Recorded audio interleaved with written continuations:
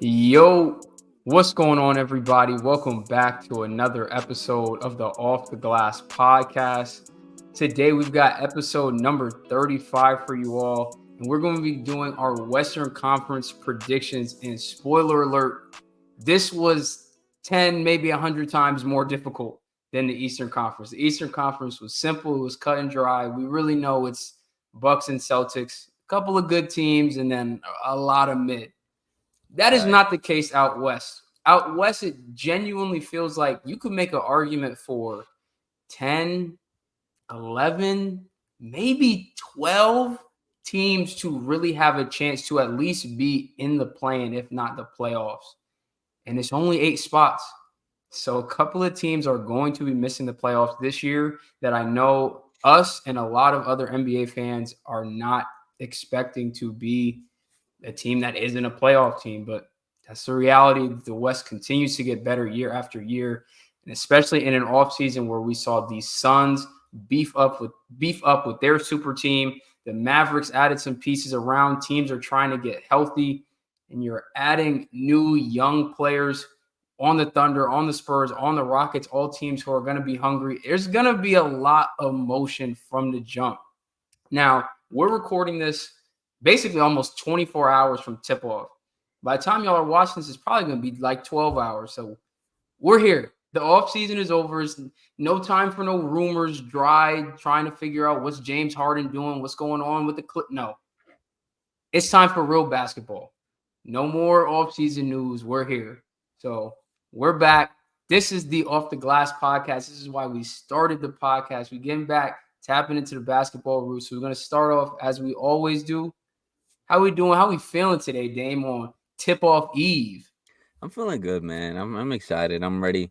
I'm ready to watch some basketball. I really am. You know what I mean? We're at that nice time of the year. We got football, we got basketball. We got one of those two on every single day. So we Mm-hmm. at that good point of the year, man. I'm excited. I'm ready to get into it.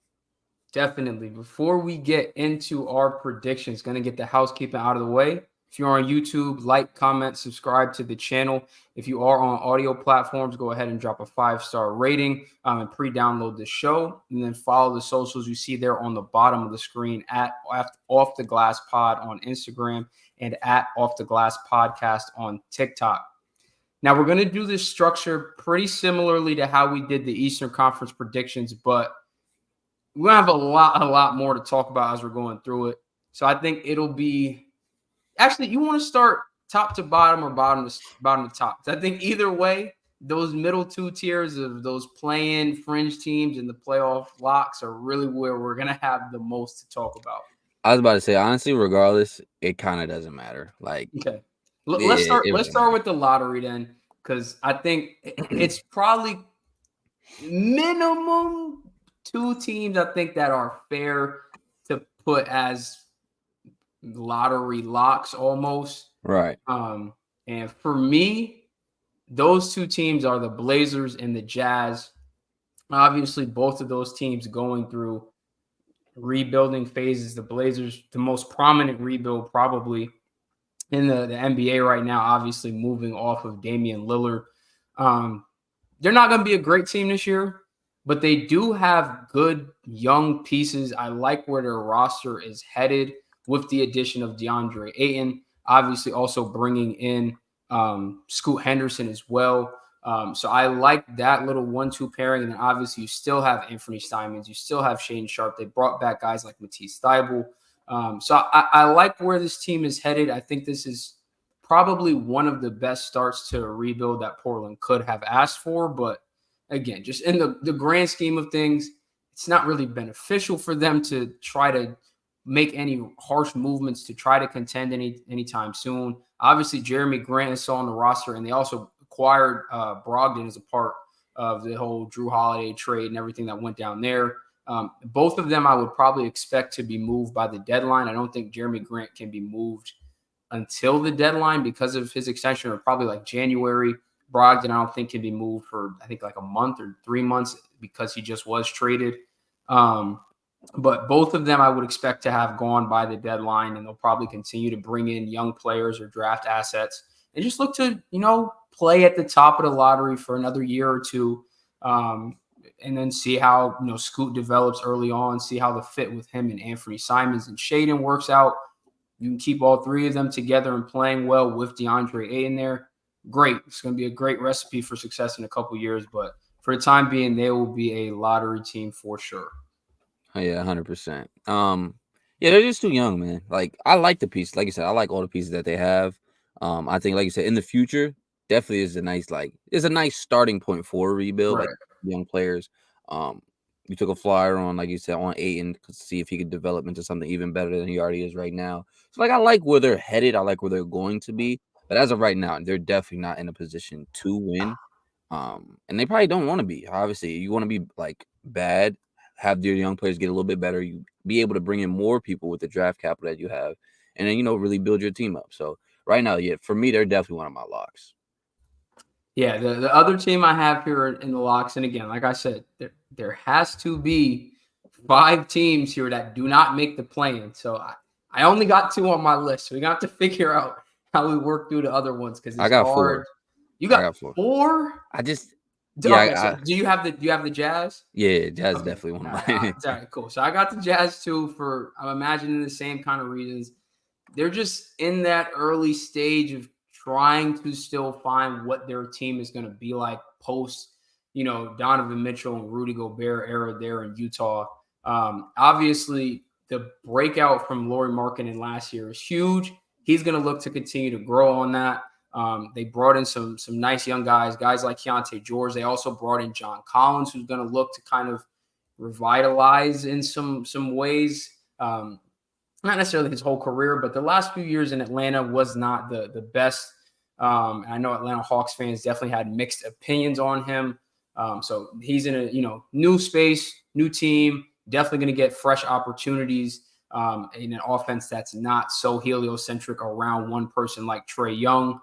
So I'm interested to see how he fits there.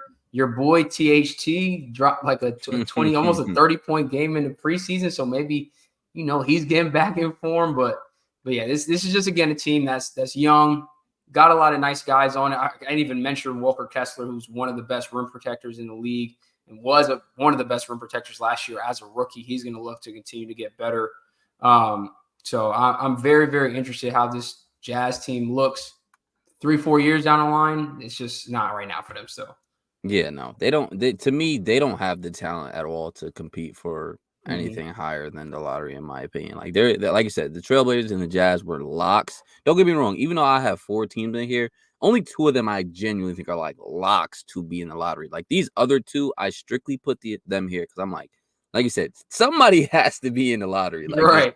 somebody has to be here. But I would not be surprised if both of these teams contend for like a playing spot. But I'll start with just one.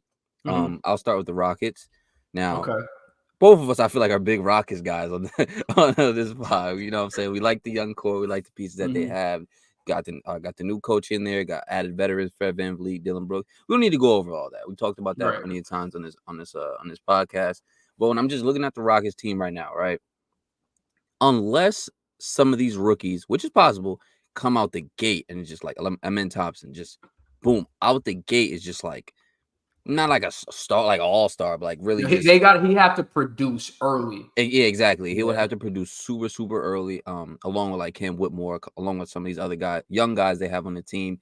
I just don't think that they're better than a lot of these teams I have in the plan, and that's strictly what it is. Like I don't want to Mm-hmm. spoil who I have in the plan so far. I'll say like one example, like a team like OKC or something like that, or like Right. you know what I mean. Like I just don't think that they're better than a team like that. And then all the other teams I do have on that level, if I had to pick a team to be in the lottery, I would pick them out of the other teams I have above them, just because they're still young. They're still, the young players need to develop a little bit more. So that's the only reason why I have them in the lottery for the most part. I think all that is definitely fair. I think I threw a lot of teams into that play-in fringe playoff group and was like, as we talk through this, I'm going to break it out some. The Rockets are like right at the edge of being the lottery team, and it's really like it's just like de facto, like just a numbers game. Like everybody can't Exactly. make it. I think if the West was not as stacked and loaded as it is this year, this is a team that is good enough, I think, and hungry enough. And I am interested to see what Ime does early on. But I think like, what do they have to lose at this point? Like they don't need a high draft pick, right? Oh, They've you got know, they're not trying to lose. they had No. to get off of people. Like Yeah, they yeah. literally don't have enough spots. So it's like this is the time. Like y'all might as well just start to push for it. And I think you bring in guys like Fred and Dylan, um, who are going to be good vets for them, and as well as Jeff Green as well. I got to see this team play in the preseason against the Spurs last week, and Amen Thompson is like he does not look like a rookie. Like he played maybe 12 minutes, had like 10 points, 4 rebounds, like 5 assists. Like his feel for the game is so like beyond his years is crazy. And like I know guys like Fred and Dylan, like they're probably coasting. Like they don't really need this type of tune up in the preseason like some of the rookies do, but Amen looked explosive, like in a half court and in transition. Like I said, the feel for the game is great on drives, looking to finish or facilitate, both to the bigs, driving and kicking to the corner. My only complaint with him, and this is what everybody knew going in for both of the Thompson twins, is the jump shot. I think he had too many times where he's turning down an open three. It's just like, we got to take these. Like, Yeah.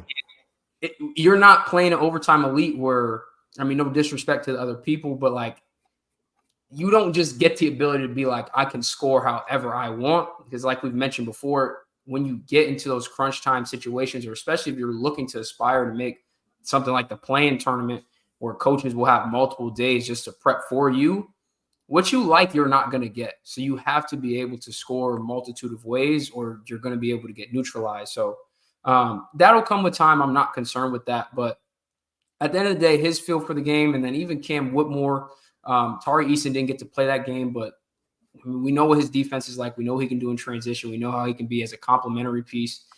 Shangoon, Jalen Green didn't even play. Like, there's just so much young talent on this team. Like I said, they have no other reason now to just be like, well, let's coast, or let's kind of like watch players and shut people down and just try to get into the lottery. It's like, no, Ime did not come here for that. No, he did not go to Houston for that. Yeah.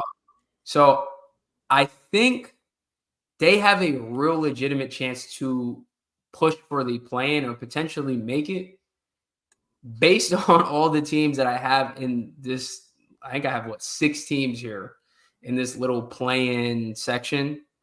The Rockets would be one of the first teams again to have to bump them to a lottery, solely because, like you said, they just are not on the same level, both in experience and talent, as some of these other teams that are here. So I'm cool with putting them in the lottery tab as well, but I would not at all be surprised if this team, I think I mentioned before, like even if they went out and won the in-season tournament, just because it's like, bro, they young, they Just hungry, hoop. nothing to lose. Like, right, just hoop. Basically just hoop. So Yeah. Nah, who else? 100%. What's the fourth team you got in your lottery line? Now I'm really interested. Nah, it's just funny because like you said, the one thing that was making me like almost put them in playing was how you said they don't want to lose. You know what I mean? Like the Right. mindset is not, we don't need to lose, we're trying to win.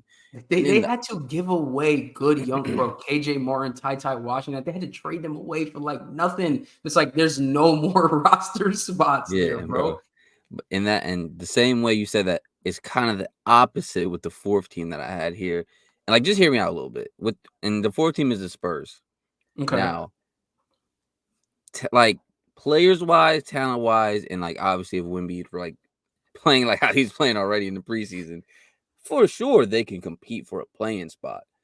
But if I'm the Spurs organization,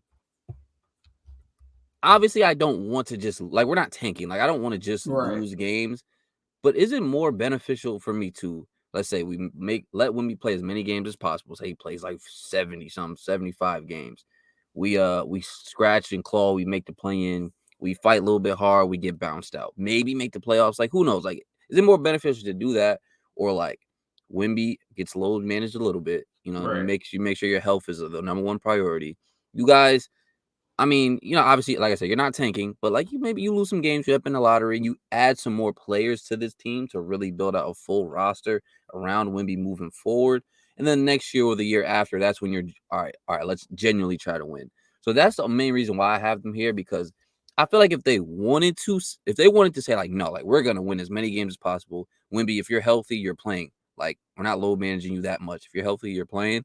Yeah, they could end up scratching, clawing, making them play in, what I'm saying, Mhm. be one of those competitive teams. But I just think right now the priority is one, his development, and two, is his health. In that aspect, I think he's not going to play as many games his rookie year.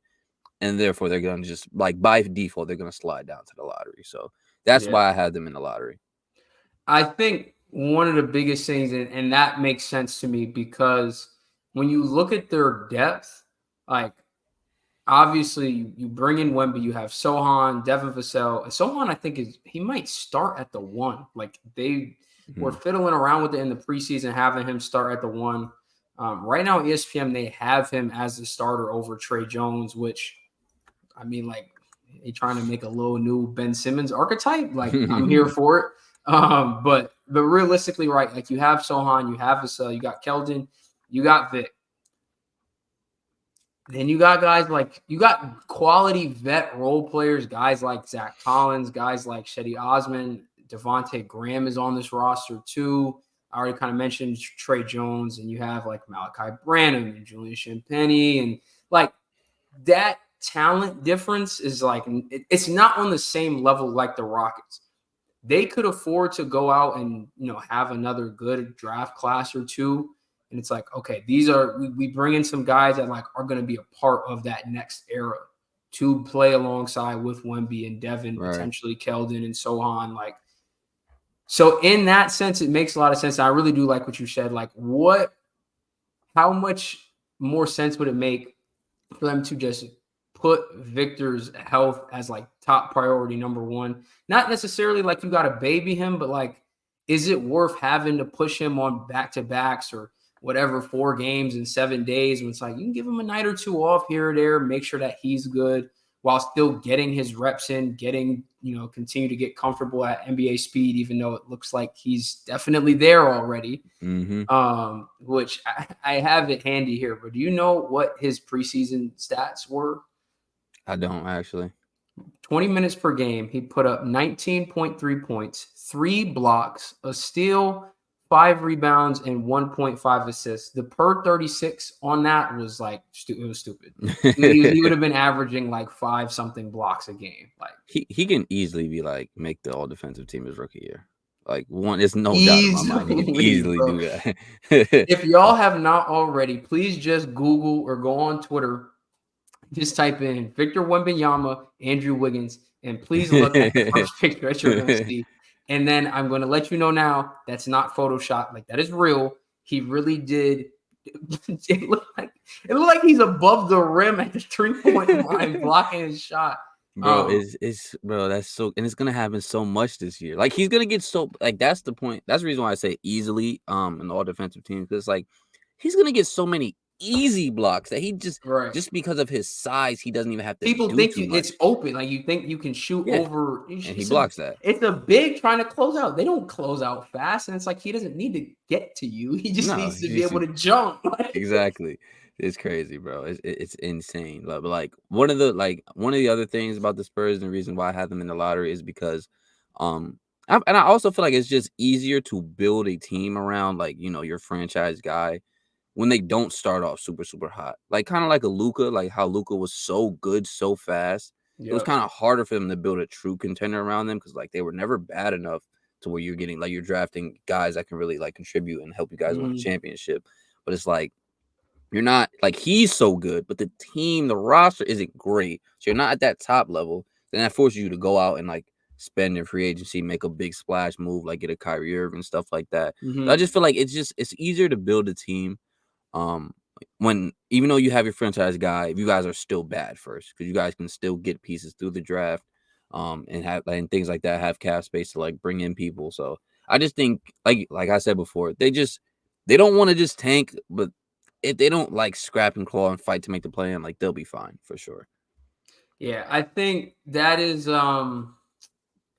it makes the most sense for them to definitely be concerned and just be focused on the future. And I think part of that was shown with how they handled their offseason because there were options. Like they had cap space. There were options out there for them to go and drop a bag on a player, multiple players, to try to accelerate that timeline to do something similar as to what they saw the Rockets do and go out. You get Fred, you get Dylan, big contracts, but they didn't really go that route. Like they could have gave Austin Reeves like $90 million, like and Yeah, they could have paid him way more than we did. right. And so it's like they didn't do that, and I think that has to do a lot with what you said about just being patient with the rebuild. There's no immediate rush for this timeline. Vic is what 19, like there's It's no crazy. rush at all. And you know the Spurs do not, they're never going to be a huge free agent destination as well, Exactly. just because of the small market. So um, they've always been a team that's drafted and developed talent really well. They probably have the best, I would say, relationship with their G League affiliate, the Austin Spurs, at like almost every guy that you see on their starting roster spent time in Austin, including guys like Keldon Johnson and Devin Vassell, who both now have, $100+ million contracts. Like they utilize their G League team really well to get guys minutes and get them playing and not just sitting and taking up a bench spot. So um, I'm comfortable putting them there, but I think had you asked me this question maybe like 3 weeks ago, I'd have been like, yeah, the Spurs are a lottery team. Like Wemby's good. He's about to like have a great rookie year, but like, this team isn't there yet. But I think I really was moved by the preseason, bro. Like I don't blame you, bro. I can't. It's crazy, and I feel like I've seen a lot of people say the same thing. Like as high as his expectations were, like how is he? How is he surpassing them low key? Like this early on, it's like, bro, he looks like he can take over games on both sides of the court and does stuff that it's like as an opposing coach, like a coach or player, what do you do? A Yeah. 7'4" dude just did a hezzy tween cross pull up mid range on Andrew Wiggins. Huh? Like what are you actually supposed to do? Because you can't put Looney on him. He about to blow by Looney. He might dribble it through Looney's legs like he did Reggie Bullock. Like It's a walking mismatch, bro. right. So So that I think his play in the preseason alone is what really made me think like, no, they might be able to mess around and get there. But more likely than not, I definitely see what you're saying and would see them as a more likely lottery team, even just for the path forward for them. yeah. But that does only leave us with 4 teams out of the playoffs / play in. So there has to be one more. Some like obviously we're not taking into account health. Like maybe with certain teams more than others, but like it's gonna Definitely with certain teams. yeah, but with certain teams more than others, but like it gotta be like a team that just like gets unlucky with injuries, bro. Like it gotta be because I can't look at any of these teams we have above it and be like, yeah, for sure, lottery. It's like, bro, they could all compete. Mm-hmm. Like somebody's gonna get knocked out in the play, and I was like, damn, they could have made Right. some noise if they made the playoffs. Like, Well, let me ask you this because the Kings went on their playoff run last year. They get the 3 seed. And I've seen, some people talk about it, and it was mentioned a ton last year. And I think it's a very fair storyline to point out that they were, I think, that by far the healthiest team in basketball last year, which, as facts. always, health is really just a luck thing. Like you can't control Yeah, injuries. Like it's only so much that you can do in terms of trying to prep guys' bodies. But at the end of the day, somebody just lands wrong, and that could you could miss months. So like yeah, part of that is just pure luck, and they were on the lucky side of it and were able to stay healthy. As things typically work out, you're not going to see that multiple seasons in a row. So it's like, if they weren't as healthy, like what does their season look like? And their team really hasn't changed much year over year, which I think is also a fair argument to say like why they would not have this type of run again. Not just because you don't expect them to be that healthy again, just it's the reality of the sport. Like no one is able to usually be that healthy for that long. But two, like a lot of the teams in front of them got better, made big acquisitions, Yeah. And they're kind of really just banking on like, okay, Keegan Murray's about to take that jump. Like they didn't do anything to really add to this roster. Not saying that was necessarily like there was a move for them to make, but that just is where they currently sit in the West. Um, and so I could definitely see a world where they do end up as a playing team or ultimately missing the playoffs entirely. That's it. Um, Yeah. I mean, that's definitely a good point for sure. Though, like the way I view the Kings, because like you said, they like teams around them gotten better. Like a lot of teams have made big moves that like that on paper surpassed them. I basically just look at what they're trying to say without actually saying it. It's like, all right, cool. They could have went out there and they could have signed. I believe when we were talking about the offseason, we were talking about like maybe they can sign like a Kyle Kuzma or something like that. Because right. they need another wing, they need another forward out there. They But got it's Kyle like Kuzma at home though with Keegan.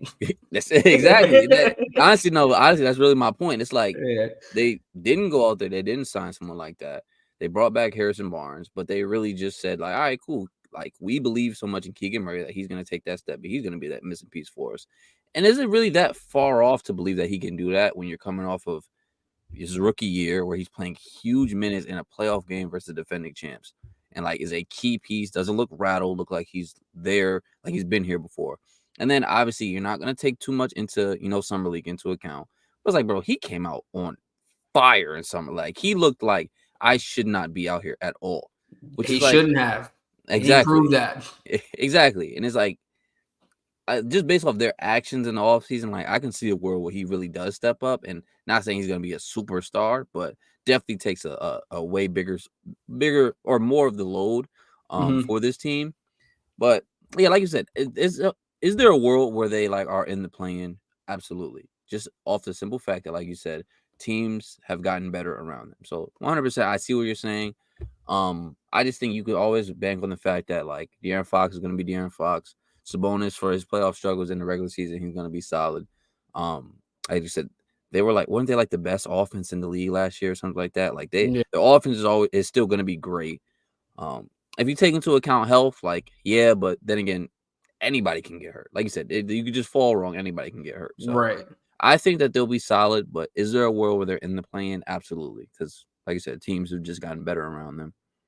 Right. And just like I made it clear, like I'm not saying that I think that they're gonna get hurt or prone to injury. Really, anybody just is a reality. Like staying that healthy for an entire season it's luck. It's hard to do, and like it's not going to be something that is really replicatable over multiple seasons. Normally it hurts you the next year too. Like with talking about football, basketball, like whatever sport. Like normally the teams, like everything, like evens out a little bit. Like Right. There normally is the a teams regression to the mean. exactly. And normally teams that are the healthiest next year they're like they start get hit with injuries a little bit. Like same thing. Yeah, that's just how it is. Regression to the mean.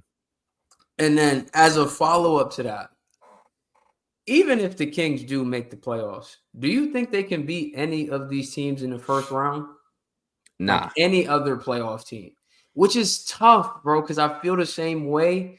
And I think part of it really is just, bro, Sabonis' game does not translate well into the playoffs. The way that he was basically like almost schemed out of their offense against Golden State last year, that was hard to watch. And it's like, that's your all NBA player Yeah. was like neutralize, like, bro, no scoring threat. They're literally letting him sit at the elbow with no defense, and he's just not gonna shoot.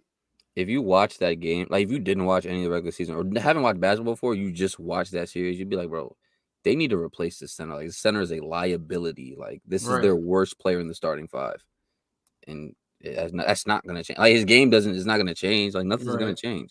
So I It's see what you're tough. saying.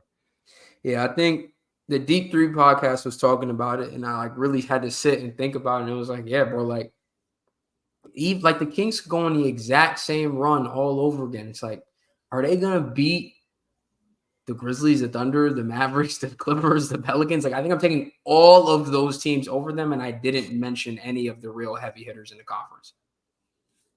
Yeah, ooh, it's just tough. Because I might make a switch to my list too. Because I think I might put one more team a little bit higher. Now that you mention it, because Man, I really like this team. Jesus Christ. It's this West is so stacked, Yeah. bro. This The West the is so stacked. so the Kings, if I have to drop one more person or team down to that lottery to fill out a five, the Kings would be in consideration for me, but I think at this point, the second team, and it's a little bit close, low key with the Warriors, but I can't disrespect Steph that much. But Yeah. skepticism with their lineups are like is really, really holding on to me right now. But really, and it's tough to say, bro. It's honestly just unfortunate, but it would probably be Memphis. Yeah, yeah. That Like was you've yeah. got the Jaw suspension. Now Steven Adams unfortunately is out for the whole season, getting knee surgery on his PCL. So hopefully get well soon for him. Um, but like that's Steven Adams is a big loss. Like we just saw what happened on Team USA when Jaron had to play the five full time. Barbecue chicken. 2.7 rebounds a game. That ain't it, bro. That is not it. Like as good as he is defensively, being a rim deterrent and a rim protector, Steven Adams held down a lot of those gaps from a rebounding perspective in some of the more traditional big man roles to allow Jaron to really have that freedom on the defensive side of the ball. Hmm. He has to spend the whole season at the five. That's a concern. On top of the fact that you're missing Ja for the first 25, and that's going to put a lot of burden on Desmond Bain, who I think can handle it. And I'm expecting for him to have a very hot start to the season because of that. But I think the two of them combined could put them in a hole from a record perspective that just, I feel like they'll probably always be playing catch up. And then you just end up missing the playoffs because of that. You end up in the play-in, and once you're there, like, bro, it's one game. Like anything can happen in either of those games. So I would not be shocked if the Grizzlies also did not make the playoffs. And again, a lot of that is due to the suspension and Steven Adams' injury. But um, yeah, the Jaren Jackson at the five for a full season definitely would concern me a bit as a Grizzlies fan. Yeah, honestly, when I make this, I forgot about the Steven Adams injury. Until you just brought it up, I was like, oh, okay. Now it just even makes more sense why I have him in the plan. But like I said, even before that, like the Josh suspension to me was like the main thing. That was like, there's no way I could put them in playoff locks. Not with this stacked of a West. There's no way I could put them in playoff locks when you're missing your best player for 25 games. I just can't do that. And like you said, the main part was like they're playing catch up the whole time. Like Right. you're gonna be playing catch up. And if these other teams that were worse than you last year have gotten better, and even the teams that were in the playoff in the play-in last year or missed the playoffs last year, gotten better or can even get healthier, like a team like the Timberwolves, like Mm-hmm. there's no way I could put you ahead of some of those teams. Like some of the teams I had, like just in this realm of like OKC, I'll probably take an OKC. The Timberwolves, I'm taking the Timberwolves. Pelicans, if Zion, pray to God can stay healthy, I'm taking the Pelicans. It's like where they fall, like with the Steven Adams stuff and the 25 game suspension, the best I can put them in is like play-in fringe playoff team. That's the best I can do. Would I be surprised if they like missed the playoffs? Absolutely not with this stacked of a West. So Yep. I completely agree with what you're saying. Yeah. Let's talk about let's talk about the Warriors first, actually. Okay. Um, I had them slotted in as that playing fringe playoff team, and I don't think I can put them any higher. I think it'd be disrespectful for me to be like they're not a lottery lock, but I cannot comfortably say like they are going to be a top 6 seed. Like the teams in front of them are just more stacked or have performed better as of late. And I am really like we've talked about it so many times, bro. When the rubber hits the road in tight games, or if you get into like play-in playoff series, like what is this perimeter defense gonna look like? Like they're really their defense in general.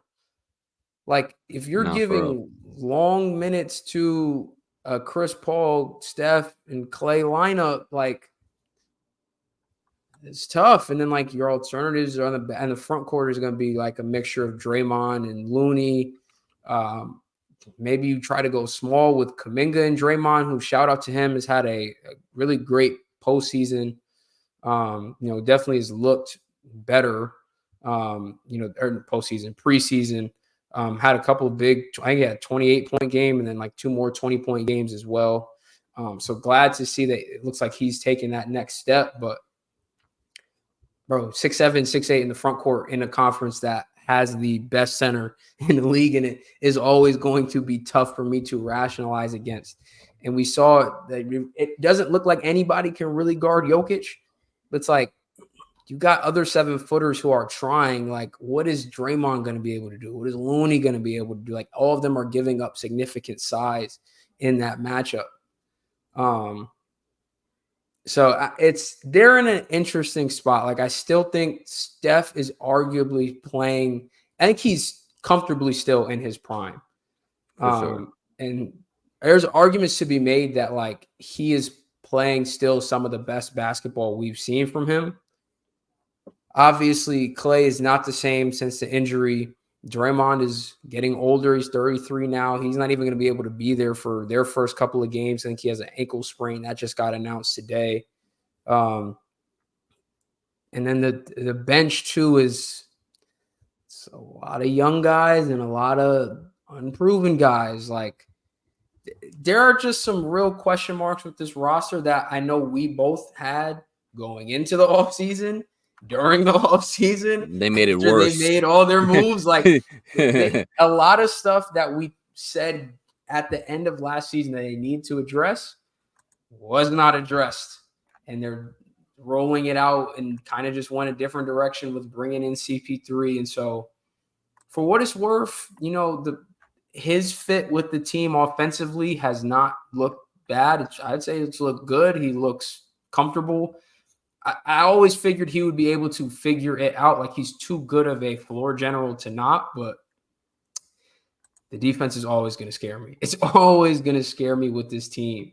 And so, again, I cannot comfortably be like, yeah, bro, it'll be a top 6 seed. Because, like, bro, night in, night out, y'all are playing that lineup. People are going to expose it, bro.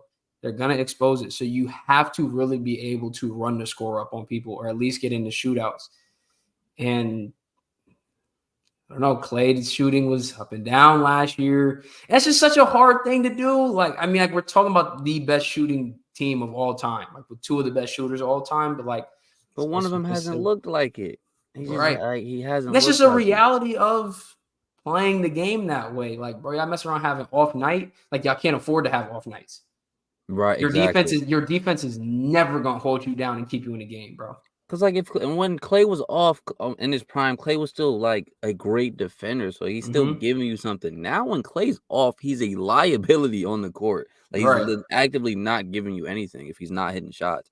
And he Right. has not been hitting shots. So yeah, I honestly just like switched my list up as you were talking because I'm just thinking about it and I'm looking at my list. It's like, and I'm just thinking, would I take these teams over the Warriors? And a lot of teams, I was just like, yeah, I'd rather like put my faith in them over a Warriors team who, like you talked about, the lineup is just, I don't like the lineups. I don't like the Chris Paul I acquisition. don't either.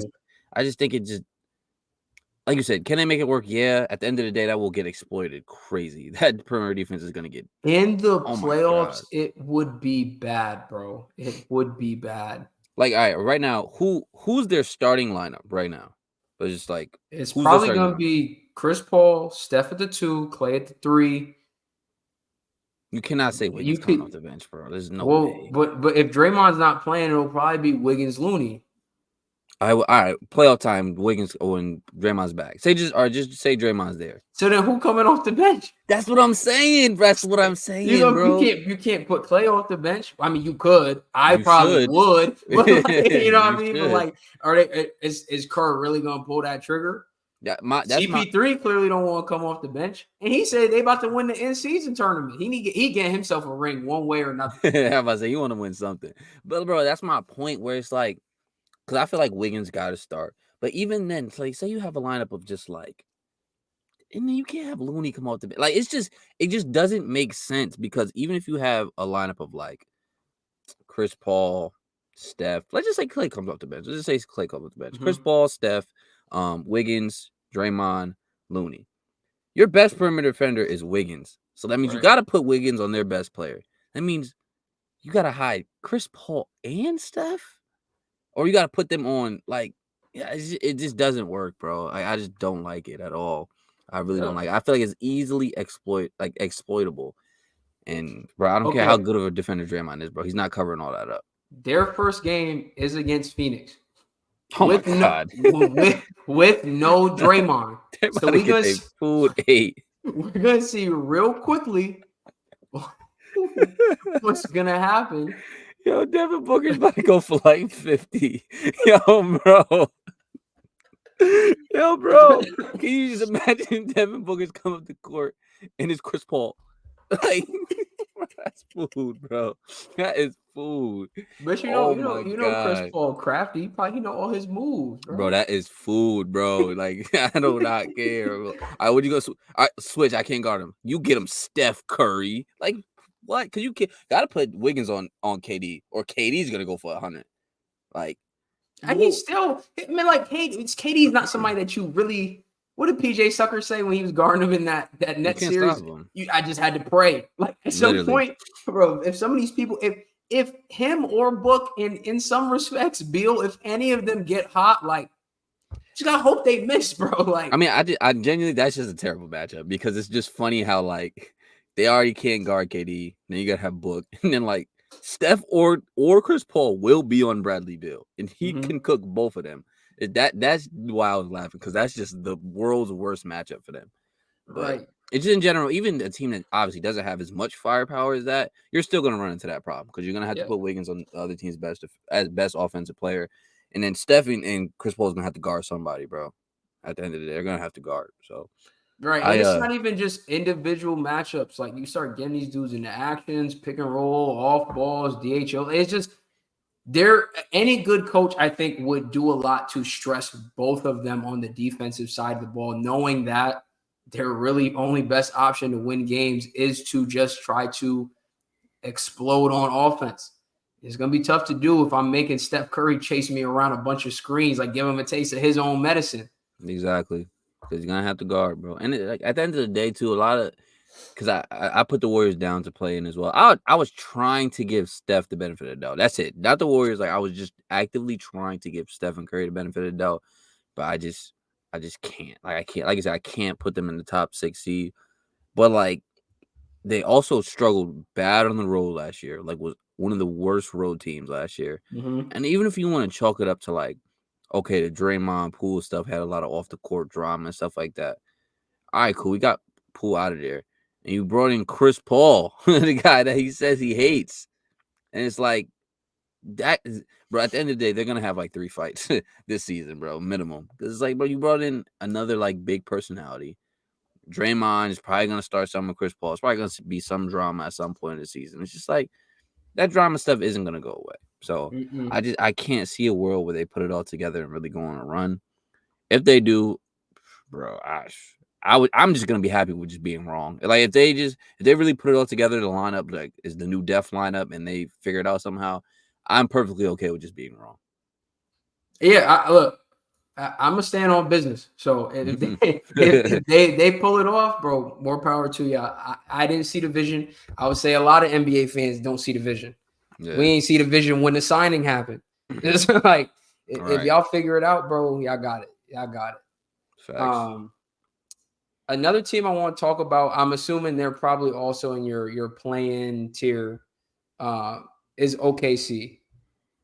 See, I just Uh, switched them because I'm you like, just put them in the playoff lot. but I don't know if they're I put the Warriors down, but I wanted to switch somebody up, and I'm looking at everyone else in my play, and I'm like, I like okay. I like all right. If I know for a fact Zion is healthy, Pelicans switch with OKC for me. But I don't know if Zion's healthy.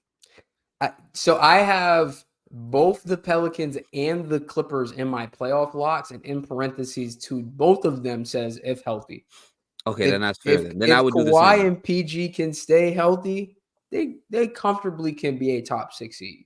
Okay, then I'm with that They've then. shown that they've been able to do that when they wasn't completely healthy. Exactly. If Zion can stay healthy, bro, this team could be a 2-1 seed. Like, bro, if they could just stay healthy for a season, then yes. Like if they don't, and I have to swap them out, OKC is here, bro. That's what I'm saying. They got the Slam Cover magazine that came out today with Mhm. their low starting lineup. Um, Chet looked great in the preseason. I think he's going to unlock a lot of what this team needed, like we talked about from them at the end of last season. He's a perfect piece for They them. really played without a center for most of last year.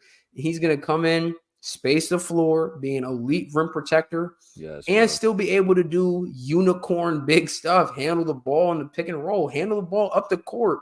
Like there's a lot that he's going to be able to do that's only going to make their offense even more dynamic and actually be an anchor for their defense. And so that alone, I think, bro, I would not be stunned if this team messed around and won 40 plus games. Nah, not at all. Like you said, bro, he is the perfect missing piece for them. Like everything they need. All he's bringing is pluses, no weaknesses. It's just like you Right. said, the big present or the like obviously a center, a big body in there, rim protection, but he's not hindering you in offensive end. He's gonna space the floor. Like it's perfect for me. That's why I said I had OKC in the locks. Like I said, if I can guarantee Zion is gonna play, if Zion could play 65 games, just be like meet that criteria to get the awards, they're a lock. I Yeah. genuinely think they're a lock. The only reason why I have them in plan is and not the Clippers is because, like you said, the Clippers have a chance to be top 6 even without one of them two. Right. If Zion's not there, like they're in the plan. They're not doing Cooked. nothing without Zion. Exactly. So Right. their floor is way lower if they were to get hurt. So that's why I just slid OKC there, which I'm gonna leave it that way because I am a big fan of OKC. Obviously Shea's a superstar. You got a bunch of other good pieces around him. Bring in Chet. They already over exceeded last year. With Chet missing the whole year. So obviously him coming back another year, all them young guys getting better. I definitely could see a world where they're a top 6 seed for sure. Yeah, I can't wait to see this team like in It's gonna be full so effect. fun. It's like, bro, the development year over year from their young guys, like, and they brought in even more young guys like Case and Wallace. Like, bro, this team is gonna be nasty, bro. Like right now, they're gonna be nasty. For Um, sure. yeah, I'm excited. I'm really like, I can't wait, bro. It need to be tip off today. Forget tomorrow, bro. Um, let's go to another team that I think is really interesting. They missed the plan last year, and I think we both were super critical of them doing that and also critical of their roster construction. And credit to them, at least in my opinion, they did go out and address a lot of their issues this offseason. And that's the Dallas Mavericks. Who also shout out to Josh Green. This just came out like 2 hours ago. Got himself a $41 million 3-year extension. I feel like So shout everybody's out to getting him. paid like right now, like They are. within a couple I think hours. this is like rookie extension time. Like this Oh, right okay. before the season start, and you gotta make decisions on like third or fourth year options. Oh, okay. I was about to say, when I was Um, looking at my phone, it's just extension. I'm like, damn. yeah. Onyeka Okongwu also just got 4 year 62 million. So shout out to him too. But And these guys getting paid. I respect. I wish I was and 6'8". I'll right. jump out the gym. But look, credit to this team. It's very clear and obvious what their deficiencies were. Big man play and perimeter defense. And what did they do? They went out and drafted a big man in Derek Lively, who is raw. He's definitely going to need time to get comfortable, but has all of the tools at 7'1", 230 to be like all that you would want out of your big. Good screen setter, good roller, presence on defense at the rim, like perfect fit to what you would want out of a big man in an offense that has Luka and Kyrie. And then we're talking about their issues with perimeter defense. They go out, they sign Grant Williams, they bring in Omax, Maxi Kleber is healthy, they bring Josh Green back on the extension. All of a sudden, like a starting lineup of Luka, Kyrie, Josh Green, Grant Williams, and Derek Lively with You got Jaden Hardy, Seth Curry, Tim Hardaway, Maxi Kleba, Dwight Powell, Rashawn Holmes. Like, you got some players off the bench. You got some depth. And not just guys that can come in and score, guys that can come in and defend, guys that give you different options, different ways that you need to adjust lineups to kind of match personnel. Like, they're giving Jason Kidd, who is notoriously a defensive-minded coach, like stuff to work with, which is good because they took away all of his defenders and like, which is crazy. Like, why would you go against what your coach's strengths are? Mm-hmm. So it seems like they've bought back into that. They're giving him some tools to work with. So I have them as a playoff lock. I think if they aren't a top 6 seed, bro, that's almost a disappointment. Like, this team is too talented, and I think for as critical as we were of their front office this past season, I'm going to give them all of their flowers now because they had one of the most quiet off seasons in terms of how much I think they really moved the needle from the signings that they did from their draft class. So I'm expecting this team to minimally be a top 6 seed. Anything less than that, I think is a disappointment. I 100% agree. I have them as like a top 4 seed lock, bro. I just think Mhm. there's no, to me, there's no way. Like I said, there definitely should not be lower than a 6 seed. To me, there's no way they're not a top 4 seed. With the question marks for some of these other teams, obviously barring injury, but it's like if you go out and you address pretty much all of your weaknesses, and then already have a superstar in Luka and then a complementary star in Kyrie Irving, it's like you could put good pieces around them that can score, defend, can rebound, do all the things that you need your role players to do, and then add that alongside with like 2 really good stars. That is all you need to be a contending team. If I'm being honest with you, like Mhm. like you could put them in. I wouldn't be shocked if someone put them in contenders. Cause like they have the talent for it, they have the roster for it. So like lock to me, like no doubt in my mind, they're a playoff Yeah. lock. But I think that they should be at least like a top 4 seed because we talked about the Clippers with their injuries. We don't know what the Warriors are going to look like. OKC's still young. Some of these other teams like just have more question marks. And I know it sounds weird, obviously coming from for a team that missed the play-in last year, Right. but but it's like, bro, they're too good on paper. They're too good. Just like watching them, like Kyrie Irving and Luka Doncic, even last year, like they looked good. They just couldn't They defend couldn't to save stop their life. anybody. Right. Exactly. So it's like if you address that need, it's like they're a really good team. They're definitely a playoff lock, but I think there's a case to be made that they could be in that like contenders category. Definitely. Like like Definitely. like right Uh, now, if the Mavericks and one of the top teams like match up, you don't think they're getting smoked. no, bro, they're gonna be a tough out for everybody in the playoffs. Nuggets, Suns, Lakers. Like, they just have, bro, Luka right now is one of the best playoff players we've ever seen. Yeah, that's not even like Like, a hot take. right. That in and of itself is enough to be a tough out for anybody, on top of the fact that this roster is well constructed now. Like, not Hmm. just Luka and Kyrie and just, hey guys, try to win us the game. Like, we actually have people that can defend, can play complementary basketball, that can space the floor.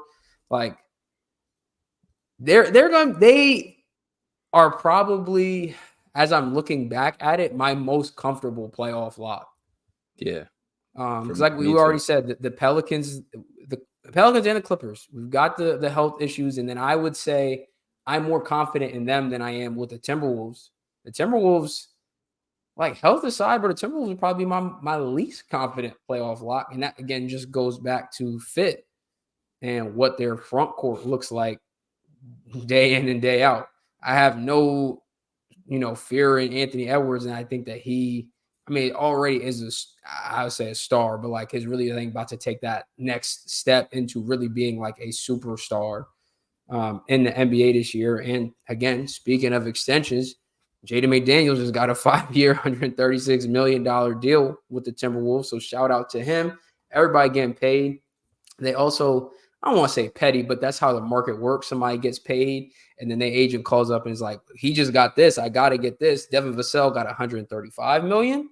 So Jay McDaniels got 136 million. like they was not taking anything less than what Devin got, which I respect. So shout out to him and his agent. But let's transition really to the Timberwolves, because I want to talk about this team, because in terms of what this team looked like last year to now, like, pretty much the same team. They had Jock Landale, bringing Leonard Miller, who y'all know if y'all been listening for a while, that's my steal of the draft. I think he's going to be a very productive player from the get go. Geez, I can't talk. But just generally is going to be a very good role player that we'll be looking probably by next year and be like, yeah, there's no way he should have slid that far in the draft. But the starting lineup is the same. Mike Conley, Anthony Edwards, Jaden McDaniels, Cat, and Gobert. Come playoff time, or just even like generally, like it's always been how is Cat going to be able to play at the four, especially on the defensive side of the ball, position that he's never done before. It definitely looked like it had a lot of learning curve for him last year. I still think it's not going to feel natural or look super comfortable for him because you're asking a 7-foot guy to do things that where we're at in today's NBA, like it's basically a wing. It's a small forward. Like Yeah. power forwards don't exist. Like they really kind of don't exist. You play one big, a bunch of wings, and a guard, sometimes two guards, but like it's wing dominated. So to be playing two bigs in that way is going to make it difficult. Obviously, having Jaden and Rudy helps a ton defensively, but you saw people were able to hunt out Karl Anthony Towns on the perimeter. And teams are going to continue to do that if you're going to play him and Rudy together. You already know what Rudy looked like on the perimeter. And you don't want to put him out there because that really defeats his whole purpose of being on the court at all. So as long as this tandem is together in Minnesota, I will never really be super comfortable with this team. I don't care how good Anthony Edwards looks, bro. And it's unfortunate, but until I can really comfortably see Cat and Rudy playing together, which I don't think is going to happen, to be honest with you, like it just is always going to be a weird fit. This team is going to be kind of handicapped. Oh yeah, for sure. I was like going back and forth between the worst of the locks or the best of the playing teams. Mm-hmm. Mainly because I think though in the regular season, much as I don't like, obviously I don't like Rudy Gobert in general as far as like his game.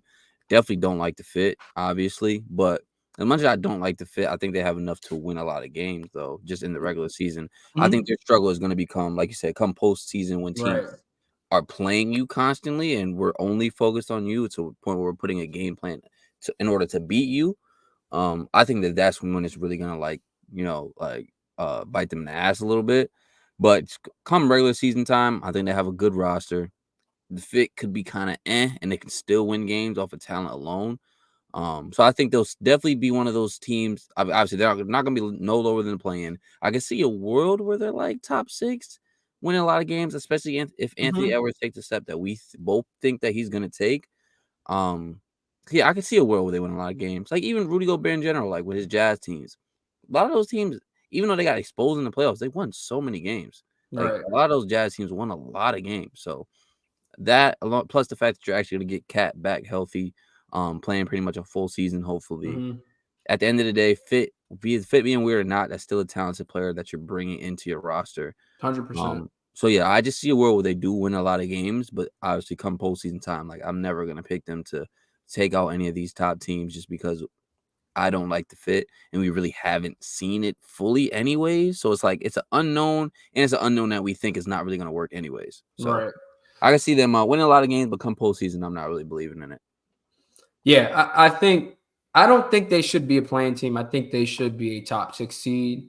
And a lot of that I think does have to do with I think Ant is just at the level where it's like, nah, he's too good to be in the play-in. There are Yeah, going to be games where he single-handedly is like, I'm just not about to lose tonight. I feel you. Yeah, And you've seen some of the Nuggets players came out. I think Bruce Brown was one of the main ones that said that they felt like that Timberwolves series was their toughest series in the that's true. playoffs. And who stole one game? That Anthony is true. Edwards right there. Yanked Aaron Gordon on the right wing and hit the three to seal it. Almost took Um, 2. right. Like they so much rides on Anthony Edwards, but like I said, I really just feel like in the playoffs, Gobert and Cat is like it's just they're gonna look back on it and be like, man, we really like set ourselves back, or we really capped what the ceiling of this team could be. than if we would have just left it how it is and just developed as normal. And put defenders around Cat at the 5 instead of like, because now Right. it's just because you can. I mean, even though Cat is not a good defensive big, it's like all right, we put all these great wing defenders around Cat. It makes it a little bit better. And now As we is, still you can. already had and McDaniels. Like y'all had two. Bro. I don't even think it's that far of a stretch to say Ant is like at least borderline. Like maybe elite is too much. Danny McDaniels is Very, one of very the. good. Danny McDaniels is an elite, one of the best defenders in the NBA. Anthony Edwards is minimally good and is definitely got the mentality and is going to give you the effort at absolute worst. So it's like between Exactly. the two of them, bro, y'all was there almost on the right path, and you got Mike Conley. Like They was so good. If they didn't make the Rudy trade, bro, like now and in a couple years, like they who knows where they could have been at as far as just the roster construction and actually being able to contend. But it could have been so much better, bro. Like they really folded with the Rudy Gobert trade. It's so crazy. yeah. So yeah, that I think we both made similar points like why I feel like we have reservations with this team, but like you said, they could very well be a very good regular season team. Both our concerns really lie with what they would do in the playoffs, which is why they are lower down in this playoff lock tier, just because I'm not super confident in the fit between those two in the front court. Yeah, I feel you. Um, let's pivot to I think the last two teams we haven't touched on before we get into the contender tier, which I think is pretty solidified out west. Yeah. And it's two teams that we know have health concerns. Let's start with the Clippers, who their roster is again roughly the same as it was at the end of last season. Um, Obviously, Paul George and Kawhi are coming in healthy, hopeful that they can stay healthy because if they can, like as always, this team is on paper good enough to win an NBA championship. They've been every single year, both of those guys have been in LA. On paper, this could be a championship team, but paper don't win championships. Play on the Nope. court does. And it's not even about them having lackluster play for the most part. It's just about being able to play at all. And so I don't even really have a lot to say on the Clippers other than if they could get Harden, it only would I don't know. Maybe it might not help their case, but like from a look again, they get even stronger on paper. They've been on paper. They like 4-time champions in a I was row on about to say paper. they're a dynasty on It's on paper. paper. Oh man, but like, yeah, I don't have a ton to say, and I'm not gonna like harp on it because between the two of them, with Terrence Mann, with Zubac, Norm Powell, you bring in a guy like KJ Martin and Russ, like they got enough. They have enough. They just have to play and be healthy come April. I have nothing to say with the Clippers. I have more of a question to ask you after I say a little bit of something. But like, same thing.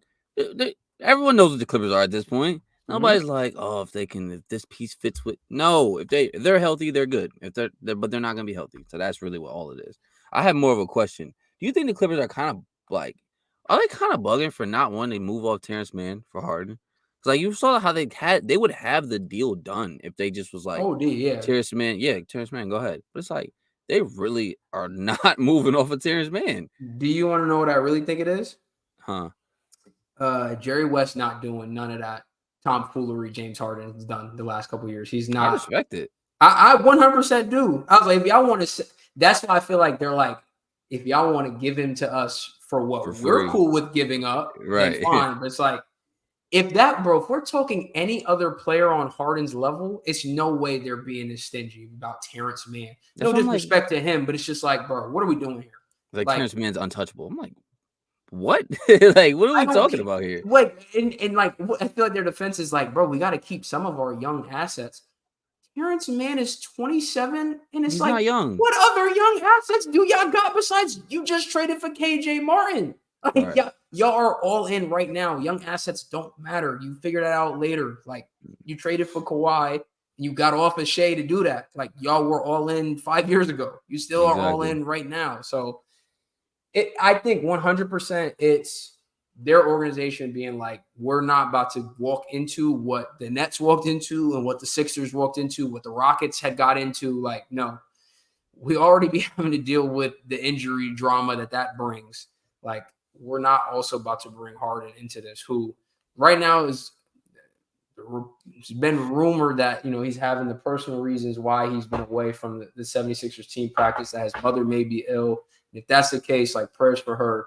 Like, so hopefully that gets sorted and everything is good there. But I really think they're just concerned about the trade request, the off the court drama, how public this has been, especially with the 76ers. Like, honestly, bro, if they gave up Terrence Mann and they get James Harden, like, again, on paper, everything's cool, but we've seen what Harden has done in the playoffs, multiple seasons now.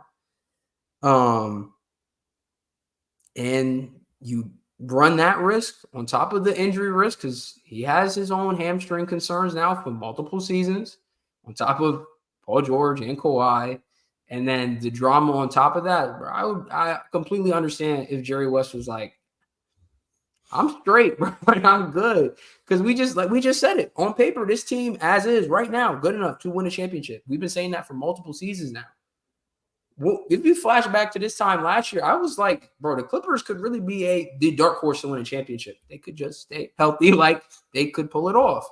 So why do you need to go out and make that move and potentially bring that risk into your organization when you already dealing with so much of it as it is?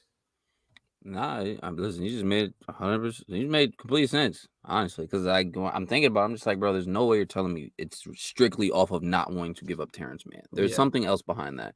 He's not this young stud that you're trying to develop. It's not like that.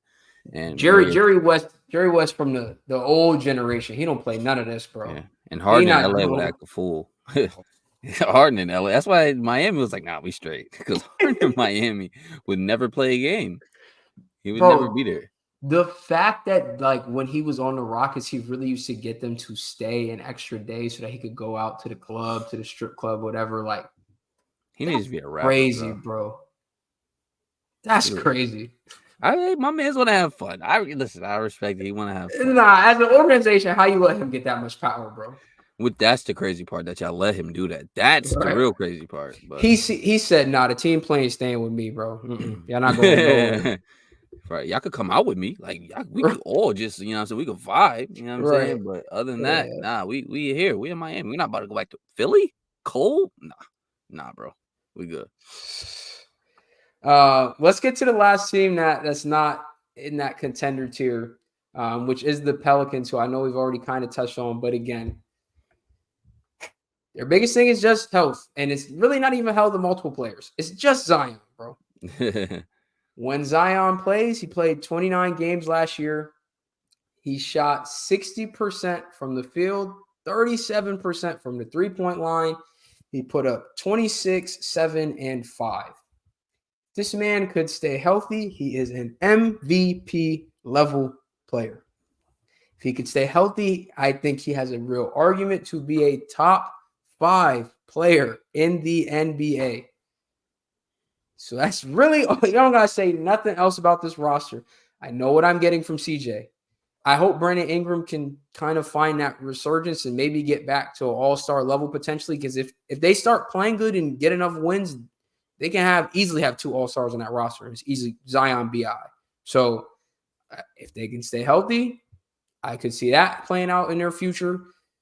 Herb Jones is, bro, he might be the best perimeter defender in the NBA at times, bro. He really is locked up. Trey Murphy is going to miss probably the first at least 2 months of the season. I think I had knee surgery. So get well soon for him. But, like, I know what I'm getting from him. One of the best young catch and shoot perimeter guys. They got a lot of good depth pieces and guys like Jose Alvarado, Dyson Daniels, Larry Nance Jr. And then you got, Jordan Hawkins is one of the rookies who, at UConn was one of the best shooters in college last year. Like, again, this roster has everything you want out of a Western Conference playoff team.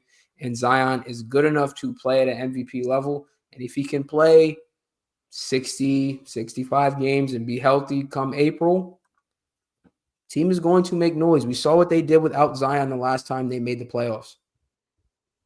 He needs to be there because the way that the narrative would shift so quickly if he had a mostly healthy season, he played 60 plus games, they're a top 4 seed, they go out, they win a playoff series, bro, the narrative would shift instantly.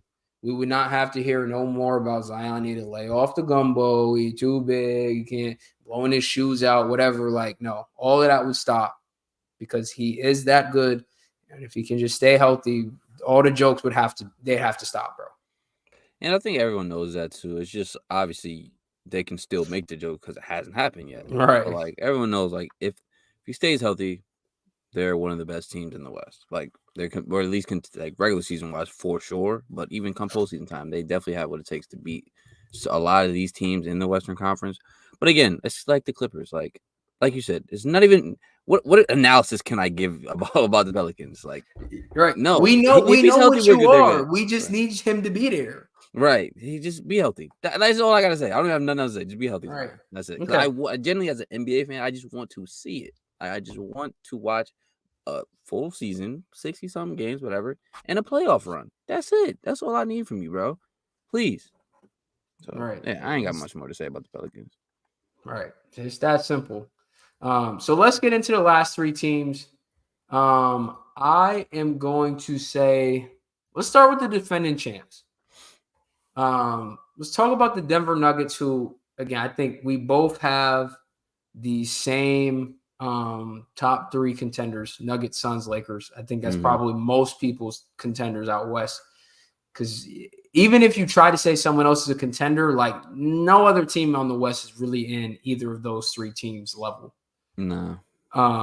So when you look at the Nuggets, and we talked about this as a drawback for some of the other teams lower on this, we touched on earlier.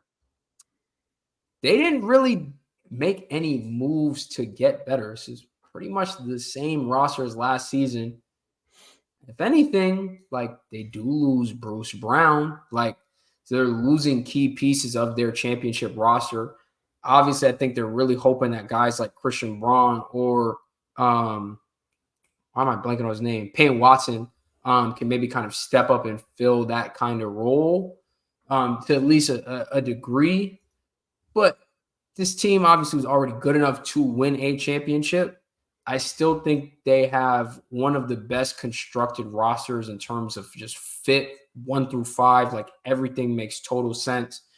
We saw how Aaron Gordon was able to play in the playoffs. Michael Porter Jr. did not even have a great shooting postseason, and they won a championship. Just like imagine if he was able to get hot this time, when we get to the playoffs at the end of this season. Like Jamal Murray is one of the best playoff risers we've ever seen, and then they have the best player on the face of the planet in Nikola Jokic, who just did an interview saying that basketball is his life. So I think he trying to flip the narrative That on was his PR team, man. His PR definitely. team's like, nah, bro, you wasn't on that graphic, my boy.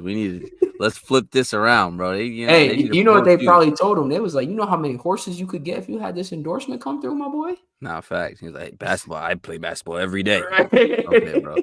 Okay, bro. Nah, but I genuinely think he likes basketball though. Like people No, joke yeah. about. I think There's no way it's you funny to him. It's funny. exactly. There's no somebody. I watched a video. Somebody was like saying like, I think it's more of like he doesn't like the NBA media part of it, but like he was like, there's no way you can play the game the way Jokic does and not love Right. basketball, which is so true. He 100% like, bro, he probably watches film hours every day. He probably watches probably watching EuroLeague, probably watches basketball all the time. Live, breathes it, breathe, eats it, does whatever. You see in the way he plays, the style that Right. he plays. Like there's no way you Exactly. have that style and don't love basketball. Right. I think that makes a lot of sense. The media is mad intrusive. And I know it'd be annoying as an athlete. Like you at practice for like 3 hours and then somebody shove a camera in your face and start asking you annoying questions for 30 minutes. Like I would be annoyed too. I don't want to give y'all any sound bites. Like, right. But yeah, how do you feel about this team really not having made any moves other than bringing in their draft class? And just kind of rolling out that same roster. Obviously, that was already good enough to win a championship last year, but in a Western Conference where a lot of teams and even the 2 other teams in their tier made big strides to get better towards the trade deadline last year and then in this offseason. I don't really think they not saying they don't need to make moves, but I think they're definitely at the point where they can afford to not make like a huge move. They cannot Mhm. add a big another piece and still be fine to win it again because they was already so ahead of everyone else. Like they swept the Lakers, they beat the Suns in 6, but it was like the 4 games they won, like they won those games. They were so far ahead of everyone else that I feel like they have a little bit of a gap to afford to not bring in a huge piece or make any other big moves and still be fine. And then, like I said, at the end of the day, they got the best player on the planet. If you have the best player on the planet in the middle of his prime, you're fine. You're Right. fine. And then you add in the fact that, like you said, Michael Porter Jr. didn't even play great. Like I said, if he gets hot, boom, like that's damn near another player right there. If he Right. gets hot, and you still have your key role players back, like barring injuries or anything like that, they're more than fine to have, as far as roster wise, to win the championship again. So if I'm a Nuggets fan, I'm not worried about. Obviously you miss Bruce Brown a little bit. He definitely helped a lot in the playoff Definitely. run. But like I say, Christian Brown, if he steps up a little bit, like I'm not too worried if I'm a Nuggets fan personally. Right. I think their biggest miss from Bruce Brown will really be his ability to step in at times as a playmaker and even just be a connector for their offense because that even dates back to his time in Brooklyn where I mean he's 6'4" and he would be on the short roll facilitating in He was Brooklyn. playing Like center. right, and we saw that from him at times with the Nuggets last year, where it's like, I mean, he had games in the playoffs where it was like, where he bringing up the court, he running the offense, like he has the ability to be a playmaker, or if in the flow of the offense, make that right read, Mm-hmm. because he has the vision, has the IQ and the ability to do that. That I think will be the biggest miss. I think in terms of just spacing the defense, like you can get that out of Christian Brown early. Um, that's just I mean it's hard to find players that can do all of those things that well, and that's why Bruce Brown or yeah, he's such a coveted like role player on the open market. It's why he got paid handsomely by Indiana because he is capable of doing a lot of things really well. But it's a little off topic, but I cannot stress it enough, bro. The fit of Jokic and Aaron Gordon. Every time I think about it, like, can you think of a better like one trade career resurgence like flip other than like Wiggins? I Really, was about to say it's just it's Wiggins. the That's the only only other one. one. It's like he went from a guy who was trying to do so much more in Orlando, got to Denver, and just like, bro, all I need you to do, defend, roll hard. If I need you to hit that corner three, bro, I need you to be ready for it. And that's it. I don't like let Jokic and Jamal work and just step up if you're needed to. On the defensive side, you can handle that. And he does his role perfectly. Like every time I think about this team, like the fact that you have Jamal Murray, KCP, and Michael Porter Jr. and Aaron Gordon and Jokic, like 1 through 5, the fit is so like everybody that's whatever little deficiencies you want to apply to them, somebody else is picking it up. Like the spacing is great. Everybody can shoot. They have so many guys who are lengthy and can defend on the perimeter. Like, yeah, this Nuggets team, I think you said it best. Like they could afford not having to do anything drastic and keep their roster as is. So yeah, Yeah, I'm not concerned either with them having had a pretty much a quiet offseason because they're good enough to be the defending the chance with this roster. I don't think they're fear anybody. I think everybody should fear them. Like you said, they have the best player in the world. Everybody else is going to try to figure out how to stop Jokic. 100%. And everyone's gonna fail because you can't stop You're Jokic. right. But yeah, like you can't like the roster is perfectly constructed. And it's like as far as specifically Aaron Gordon, I mean, it's to be not to be expected, but it's like when you're like a highly drafted player to a bad team, you're forced to do everything, like you said.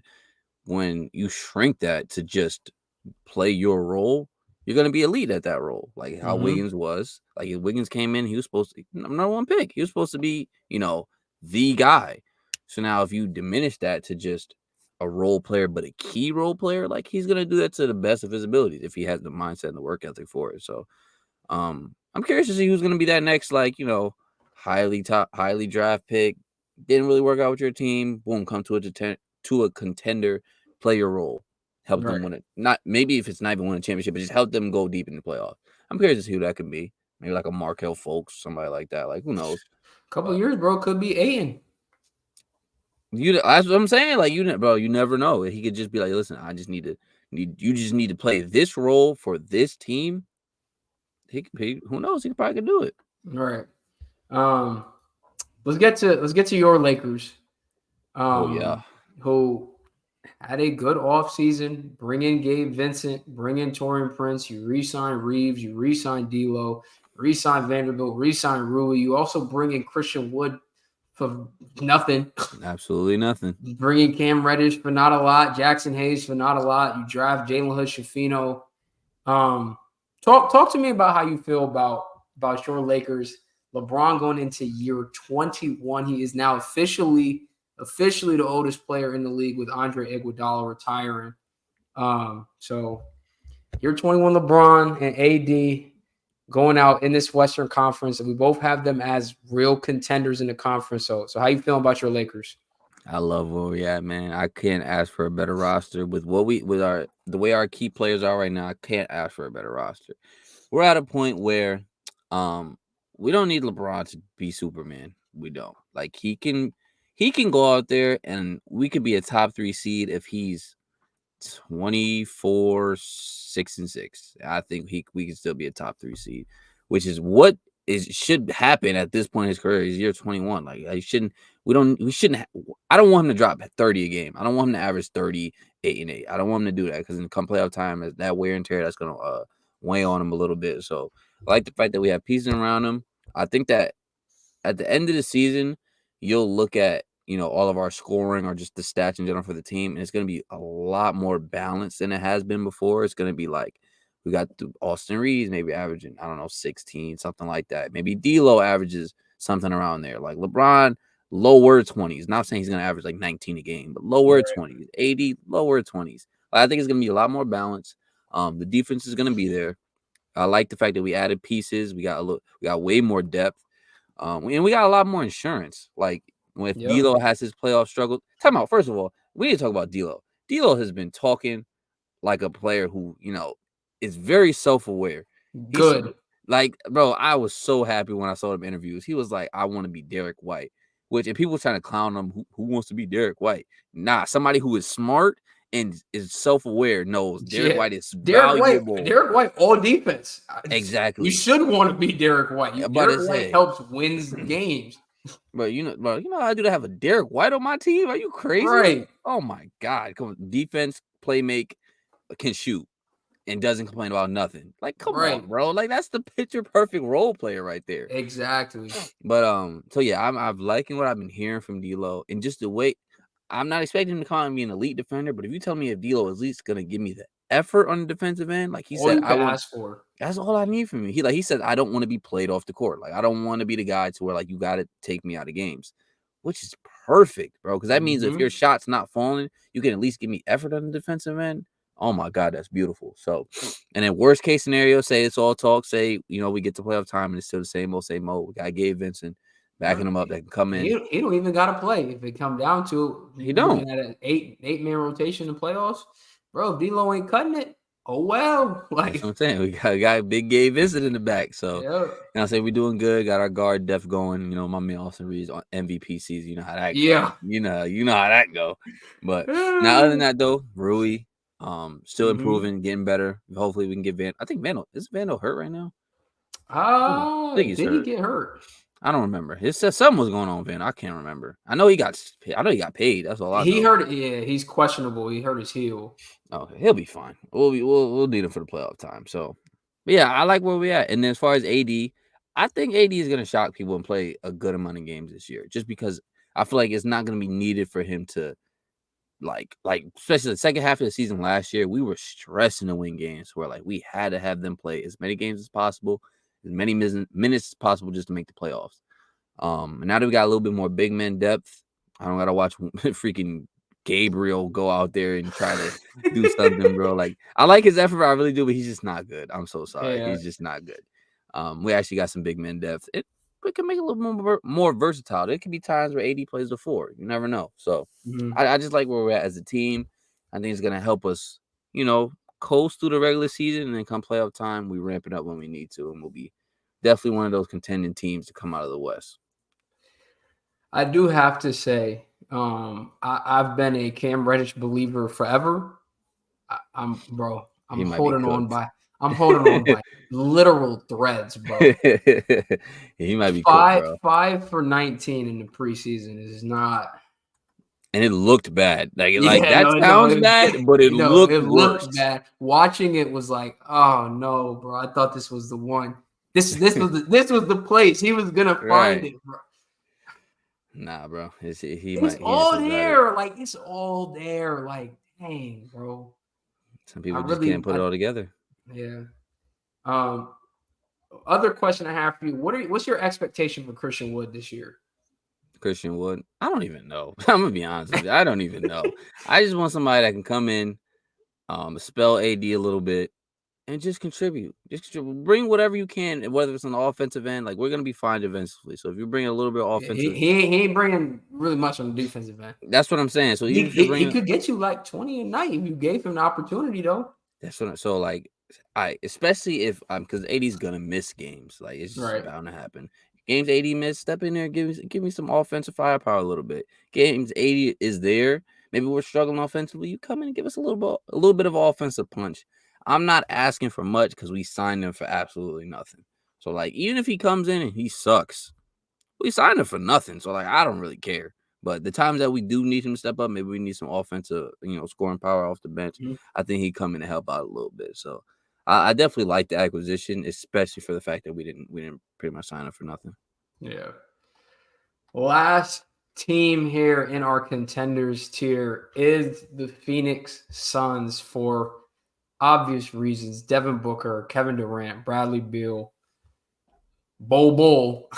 Don't forget the big 4. You can't. Right. It's a big 4 over there, according to freaking NBA media. Oh my, but I still see people. They post his highlights, get like a step back three, get a dunk. It's like, here we go, Bull. Kendrick Perkins said, Bull gonna be the X factor for the Suns. I can't wait. I Oh can't my wait for playoff gosh. time. Oh my god, when he's not Uh, getting minutes, and you're like, bro, if they just played like come on, bro. I cannot wait for it. It's gonna be hilarious. but in reality, right, as top heavy as this team was, they went out and they got some good quality depth pieces. Obviously, they made the swap, basically Aiton out for Nurkic being in, who, like we both touched on, definitely not a better player than Aiton, but is probably better at doing what they were trying to get Aiton to do, to just do the dirty work as a big man. You still have Josh Okogie.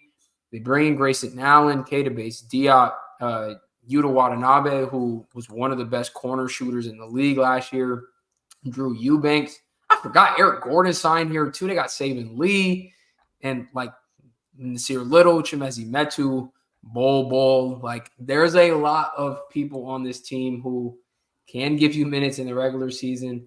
And they have a lot of different looks. They have a lot of length on their bench. Again, Keita I think is like 6'7", 6'8". Yuta, I think, is also like 6'8", 6'9". And then Drew Eubanks, I think, is also like 6'9". So they've got pieces on their bench of depth. They got people that can defend on the perimeter. They got people that can shoot, provide good spacing. Like they somehow, some way, with like no cap space, went out and found every single good minimum contract. So I have to give them credit because we both talked about how top heavy this roster was, but they had no depth. They went out and they got depth. So in the regular season, this team is going to be a problem because on any given night, there are people on this roster who can give you 40 plus easily, Yeah. bro. And so come playoff time, they present the craziest set of mismatches between D Book, Bradley Beal, and Kevin Durant. So it's not a ton that you really need to say outside of the fact that we had questions about their depth. They solved the depth. The top is still the insane big three that it was when they brought in Bradley Beal. So This team is going to be a tough out night in and night out, but definitely once it comes time for the postseason, like this is championship or bust Yeah, for Phoenix. absolutely. I'm not gonna lie. Before all the offseason and they made a trade, I was not worried about the Suns. I wasn't, because at the end of the day, have all the firepower you want, bro. If you got me and you filling out the 4 and the 5 spot, it don't matter. Right. But now that when they actually got depth and they actually have a roster to look at, I'm not gonna lie, I'm a little scared of the Suns. I'm not even gonna lie to you. As a Lakers It's fan, I think now they are a team. You know what I mean? Like before, when they first made the trade, I'm like, it's just gonna be like the Brooklyn Nets, but even worse because they have nothing behind them at all. So now you have solid players. Like obviously on some other teams, a lot of these guys wouldn't really be in the rotation, but they're at least good enough for this type of team to contribute. Bring them what they need as far as role players for them. So I think they'll be solid at the end of the day.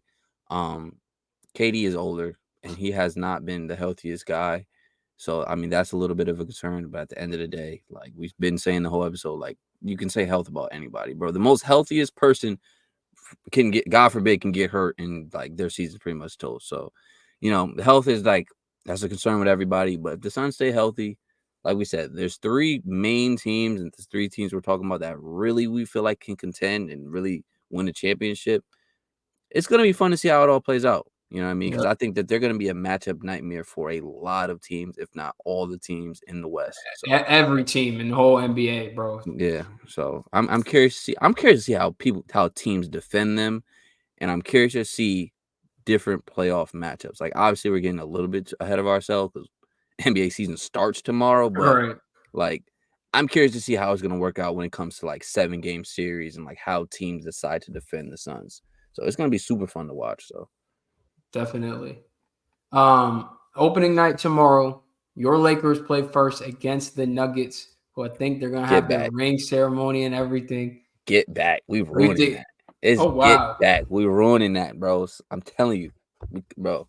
We heard all the chatter. We heard all the talk. Rightfully so. I'll talk too if we win a championship, especially if we swept y'all. Oh my God, you wouldn't hear the end of it from me. So Mm-hmm. I respect it. You talk all you want, but no, it's a new season. We done revamp. You know what I'm saying? We get fresh now. Y'all caught us when we was fighting for our lives to make the playoffs. Well, we up now. It's slow for y'all, bro. Jokic, it's up for you. Locks. Low Jokic, he getting 12, 8, and 8, bro. He's gonna have an off game. I'm telling you. Wow. Don't clip that. Don't clip that. Yeah.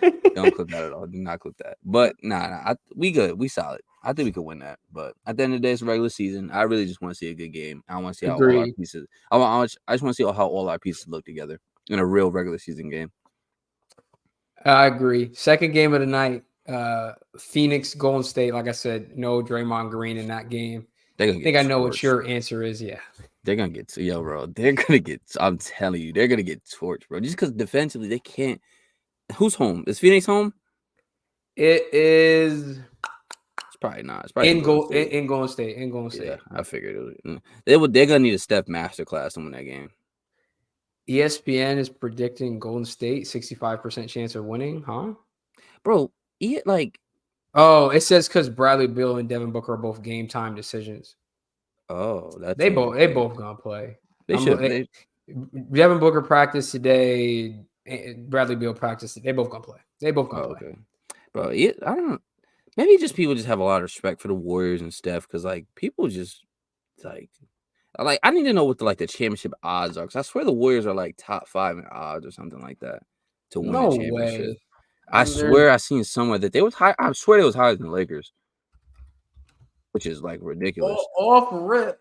Bucks, Celtics, Nuggets, Suns, Lakers is 5 teams. Like, it's no way. I'm It's I'm looking at it. Celtics, Bucks, Nuggets, Suns, Wow. Golden State, then the Lakers. Crazy. That's ridiculous to me. That is absolutely There's ridiculous. no way.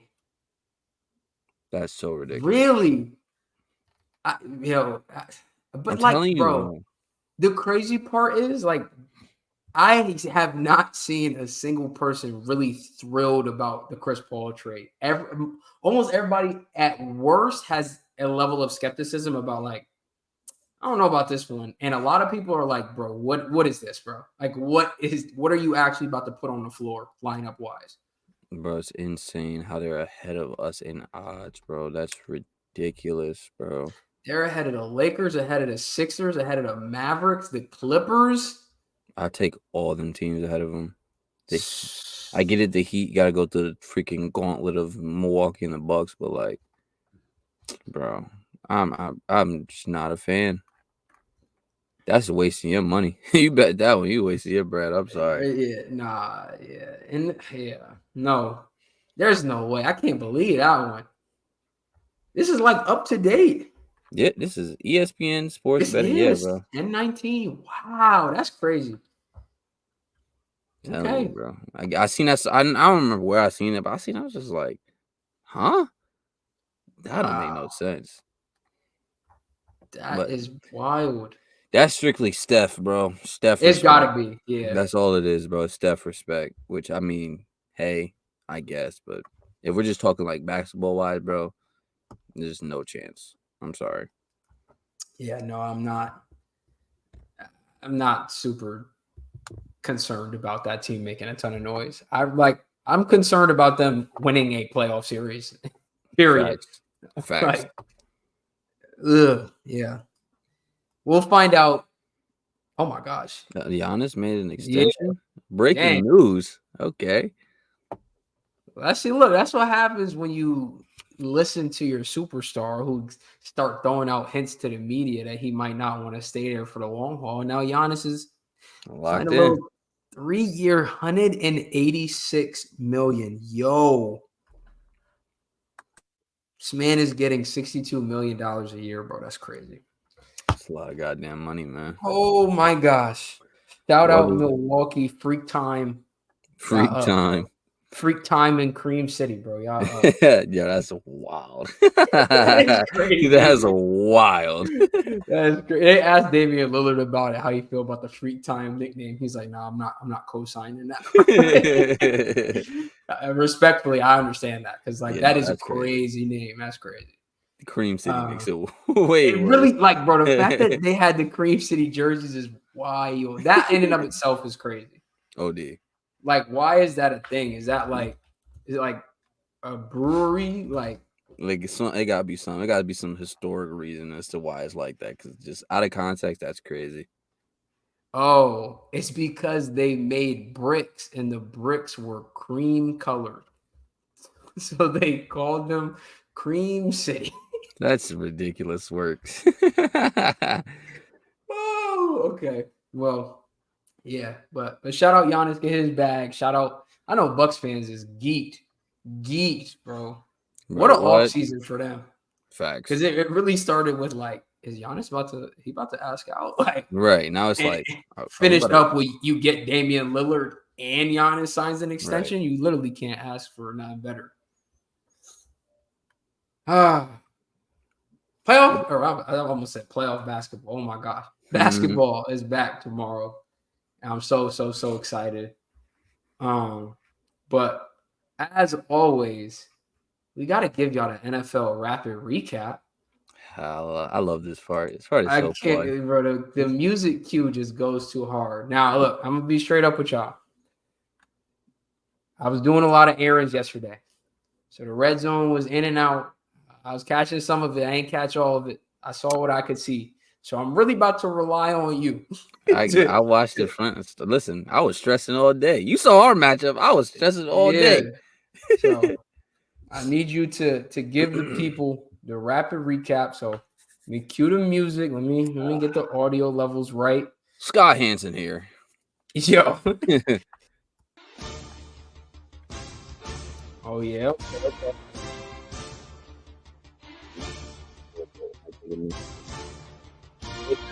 I was about to fix this up. There we go. We back. See, yeah, okay. We back. We figured it out now. Yeah. Every time I start the music, my mic cuts out for 4 seconds. But we are here, and we've got. If you're on the video you about to see, we got some visuals for y'all. Thursday night football: Jaguars 31, Saints 24, in what was an ugly game from the Saints, and somehow, some way, they almost. Literally by their fingertips. It was right there. Yeah. They couldn't get it done, though. How we feeling about Derek Carr? Yeah, about Derek Carr. You asked that specifically. And why should Jameis be the starter? J-Bo's my guy, man. J-Bo gonna throw that rock. I'm cool with J-Bo, but I'm not gonna lie, bro. This year, Derek Carr has not been good. Like, he's not been good at all by any means this year. I'm not afraid to admit that. Well, I mean, he's older. He's like, a lot of times those like older mid-level QBs, when they change teams, like, so happened to Matt Ryan. They normally suck after. Like, when he was with the Raiders, he was a lot better than this. He still wasn't spectacular, but he was a lot better than this. So right now, Derek Carr needs to stop yelling at everybody because he's a part of the problem.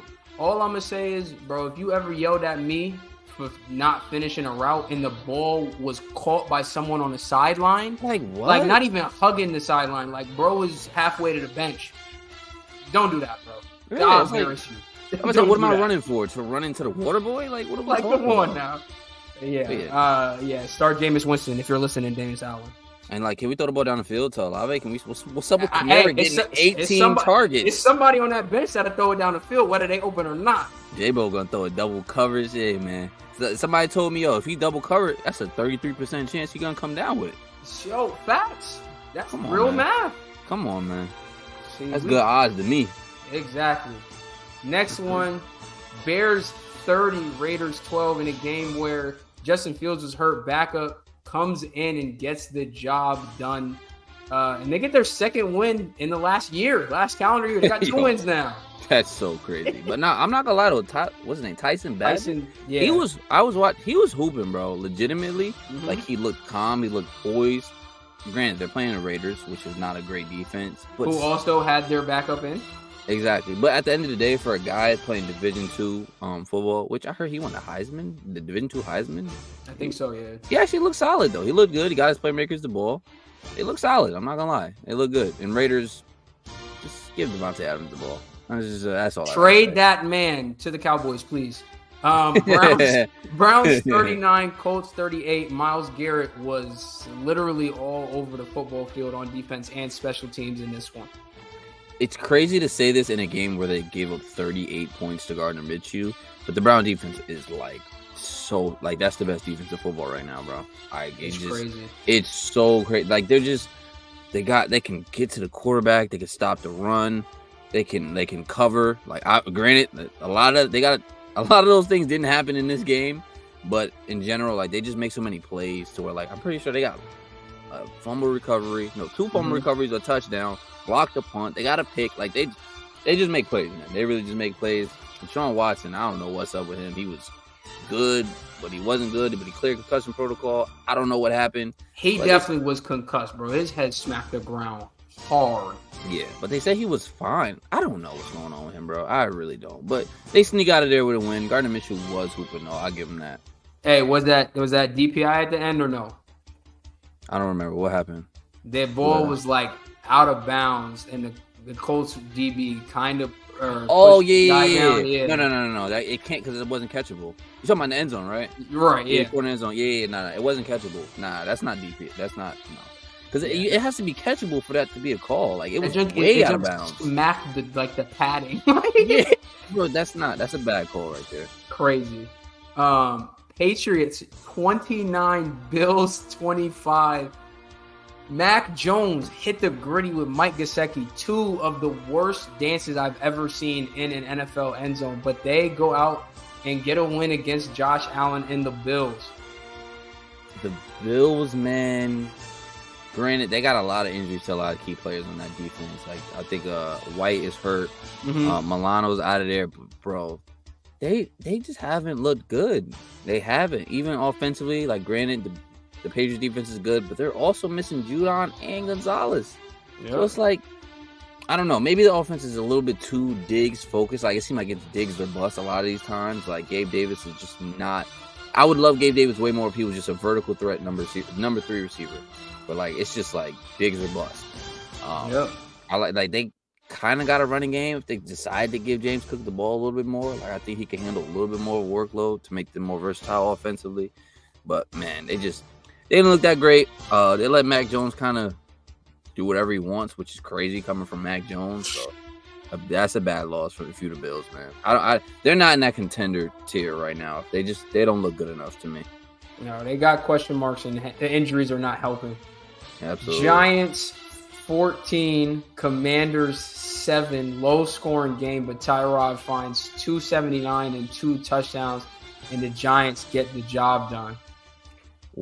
Commanders, Sam Howell will not last the season if y'all just keep throwing him out here like this, bro. He's getting killed. It's like, bro, the Giants sacked in the first 7 weeks.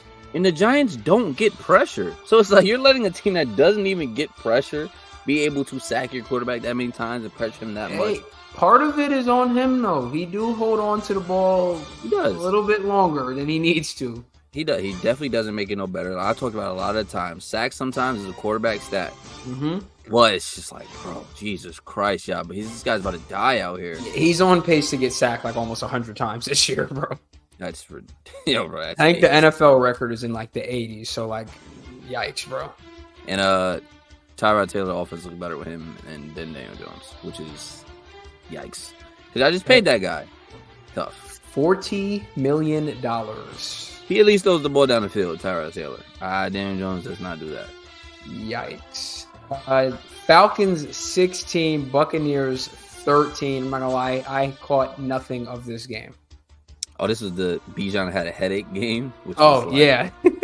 I'm like, well, bro, I'm seeing a lot of Cordell Patterson. I'm like, bro, where is? I watch the Falcons for one reason, and I want to see Bijan because he does something crazy with the ball every time.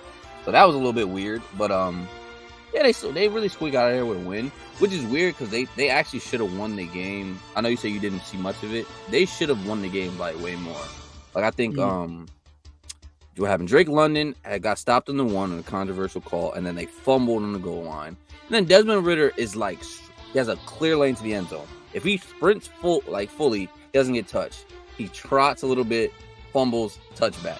I'm like, bro, what are y'all doing? Y'all trying to throw the game away. But oh my gosh. luckily, if we need someone to throw the game away, Baker Mayfield does that for you. Threw a pick at the end. At the end of the day, bro, this division is like, no one even cares. Definitely, that's the best way to describe it. Just, the matchup of the week to a lot of people and lived up to none of the hype. Ravens 38, Lions 6. Oh my gosh. Lamar 357 and 3 touchdowns, and I think he rushed for another. He went crazy, bro. He went absolutely nuclear on this team. Bro, I need people that genuinely just think that Lamar cannot throw the football. Just stop, bro.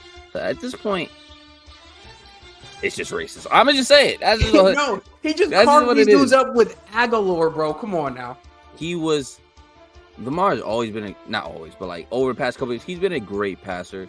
I'm glad he but I'm glad he got to display it in a game that everyone was watching against a team that everyone thought was like, okay, one of the best teams in the NFC. Mm-hmm. He carved them up, bro, and it wasn't even close. It was from the jump. He was carving them up, so it was really good to see. Lions, yikes! That was just I don't even know what to say, bro. They just got destroyed. Like, yeah, they 28-0 at halftime. The thing is, like, they stopped the run good, but like passing wise, you kind of like exploit them in the passing game. So they got down a lot, which I guess you got to throw the ball to get back into the game, and then that pass rush gets back to you. So I'm pretty sure the Ravens, I think they was like tied in sacks before this game started, or something like that. So that probably got to him, and then nothing really got going for him. So that was a tough one. Yeah, I think Lamar is now like 17-1 or some crazy stat against NFC teams. Like, he does not lose to NFC teams. Steelers 24, Rams 17. Somehow, some way, with the slowest running back in all of football, and Kenny Pickett at quarterback, this Pittsburgh team is 4-2. That's just what we do. We got the grit, we got the fight. We're just gonna tough these games out. TJ Watt is always gonna make one play that just like steals the win for us, bro. We dropped back in coverage and got a pick. I was like, I saw the pick and I'm like, is that TJ Watt running with the ball? What is he even doing back there? Yeah, the fact that y'all dropped him out into coverage is crazy. Like, what? He should rush the passer every play. Stop. Right. At that point, line him at that corner. Like, he's just gonna do everything for us. So right. Yeah, we just thing is the Rams, like, we just got to them. We got to be able to pressure Matthew Stafford, so that really helped out. And then we got into some favorable like red zone situations. Side note: George Pickens is the best receiver I've ever seen in my life. Yeah. He's just the go. Like, bro, think about it. If you ever watch him play and they throw it on like a back shoulder or a goal ball, he's never dropped one. He comes down with it every time. Yeah, he's him on 50-50 balls, definitely. Yeah, it's about 80-20 right now. So yeah, it ain't 50-50 with him. You're right. You're right. So good win though. NFC West action: Seahawks 20, Cardinals 10. Seahawks, this one I did catch some of. Definitely should have had more points. Kenneth Walker want to get stuffed on a 1-yard line. Stole me hard in fantasy, which I did not appreciate, but they still squeak out the win in this one. Yeah, man. They definitely should have had some more points than this, but I mean, at the end of the day, I think they was missing DK. He didn't play this game. That other dude was solid. I forgot the receiver's name. Bobo? Yeah, he was. Do you know what his 40 time is? Nah. It's like 5'1". That's crazy. There's no way. How do you? That's ridiculous. There's a lineman who's not 5 anything. Yeah, bro, it's crazy. But he that just tells you, bro, separation ain't all about speed, bro. Nah, it is not all about speed. 40 times isn't everything in the NFL, bro. It's really not. People gotta obviously it takes into account a little bit. But people gotta stop using that as like end all be all. But now Seahawks, I guess solid win, but definitely could have. They definitely left some points on the board. Yeah. Sloppy game. Broncos 19, Packers 17. Packers last touchdown should have been a pick. Just got like triple tipped into a touchdown. And then with the chance to kick the game-winning field goal, Jordan Love absolutely threw one of the worst passes I've seen all year.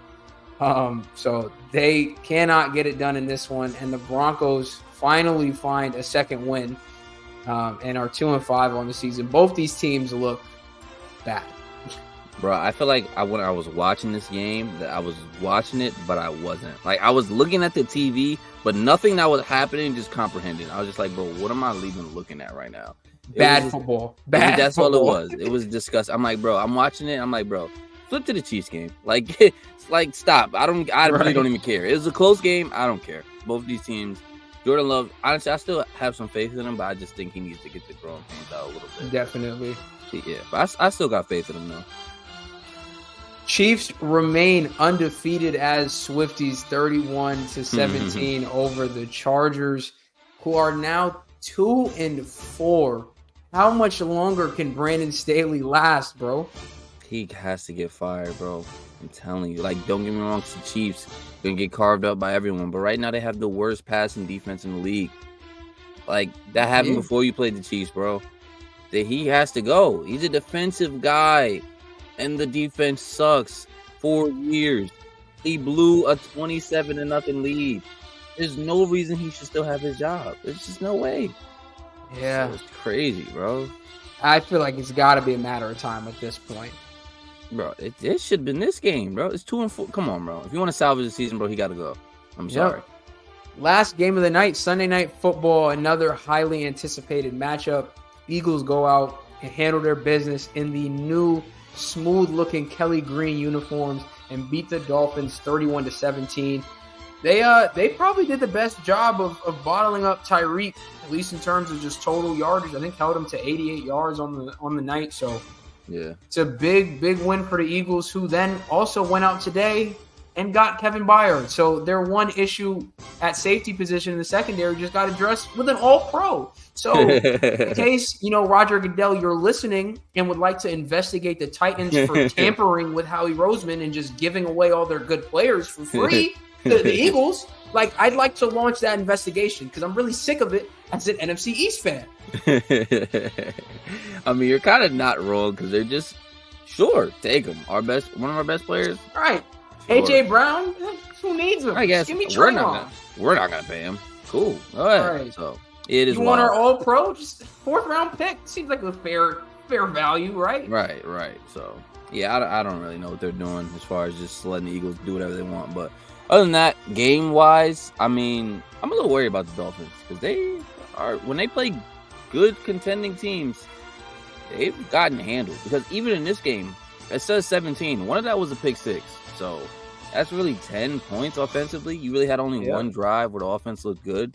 Granted, Tyreek did drop another touchdown that might cost me in fantasy. I'm a little sick about that. Mm-hmm. But other than that, yeah, I don't know. I'm a little bit worried about the Dolphins, bro, because they need to get a good win under their Right. belt. Like, we thought the Chargers one was good, but we've seen the Chargers are not good. Not it. So it's not. They don't really have a good win. So we'll see. That is our NFL Week 7 rapid recap. Man, you can't go nowhere and get the full NFL recap in like 10 minutes other than the Off the Glass podcast, man. I love doing that. That's too fun. Yeah, the music really does take it to another level. Right. We're just flowing, just going through it. I All love right. that. Last game of the week, Monday Night Football. That's going to kick off here in about an hour or so. Niners, Vikings. McCaffrey is active for this game. Final score prediction, because I am going to ask you who you think going to win, because I know you're going to say Niners. It's going to be the 49ers, but how badly are they going to beat the Vikings? 30, 32, 33 to 10. The Cowboys fan in me really wants to be like, they need to beat them by like 50 to like kind of like make our loss look not as bad. But nah, that feels fair. Like I'm thinking like 35-14, like they get a garbage time touchdown at the end. Right. They'll get a little something at the end. The Vikings will score. Ain't gonna get oh wait, no prime time. Kirk Cousins, no Jettas. Oh no, you're right. That I might be mean, hey, Kirk last primetime game against the Eagles, he definitely wasn't the reason they lost. If anything, Jettas might have been the reason that they lost. But that is true. But the Eagles secondary we seen sucks now. So it's like, it's so funny. Like, first couple weeks where like we make a view on team and stuff based off those wins, and then we can look back and be like, what's those wins really like? Was that really something? So it's just so funny how that works out. So yeah, I mean, we'll see though. Big Kirko. I cannot believe this Kevin Byard trade still, bro. Like, this is so wild, bro. Like, I feel like they just make trade. I feel like it's how it is in fantasy when we're just like, when somebody makes a trade, we're like, bro, we didn't even know you was trading him. Like, other teams was probably like, we didn't even know you was giving him up. We'd offer some. I think Howie just at the end of every day, he just calls all 32 teams. It was like, anything changed? Like, who's up for grabs? Like, he has to. Let me ask you this question though, because this seems like the start of what could potentially be a fire sale in Tennessee for a team that is really going nowhere. I can't believe they beat the Bengals 27-3. But outside of that, this team is not good at all. Nah. Their quarterback play is atrocious. And there are teams that would give up some good draft capital for Derrick Henry. Do you think he stays? Because the trade deadline is a week away. I think it's October 31st. Do you think they pull that trigger and just be like, man, we hard resetting now? Which would be so crazy because, like, if I'm D-Hop, I'd be so mad. Like, but I guess it's kind of his fault for picking Tennessee. But, like, still, like, dang, bro just cannot get himself on a contender, bro. I just feel bad because D-Hop, he actually did want to go to other teams, but teams didn't want him. Like, teams really just thought he was washed, which he looks a step slower, but I think on the right team, he actually could be solid. I can't gauge none of these receivers with Tannehill, bro. That is very true. That is very Tannehill's terrible. But I do think Derrick Henry should get moved. I really do. Just because he's an aging back. I think he's like 28. He's playing less snaps now. He still looks good when he has the ball. Has the ball in his hands. But at the end of the day, if you can't throw the ball, we're gonna stuff the box and we're gonna stop Derrick Henry. But if you put him on a contending team, he'll definitely help out. From like off the top of my head, sheesh, I don't even know. What team needs a running back? Not a lot of teams need backs. Let me look. Like, in terms of the Ravens. I mean, they don't need it, but like no, but that's a good one though, because J.K. Dobbins gone. No, I like that. I think that's probably the best fit. Ravens, it's Pittsburgh. I take him. Yeah. Listen, bro, I take him. I don't know what we're gonna do with Najee, but I take him because I don't want two big bruiser bully Yeah. backs. I don't want two of them. But nah, I take him though for sure.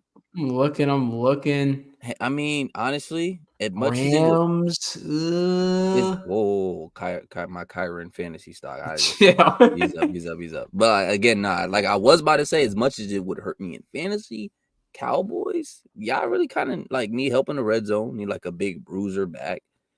You could make Tony Pollard go back to being a change of pace back a little bit, and it could be all right.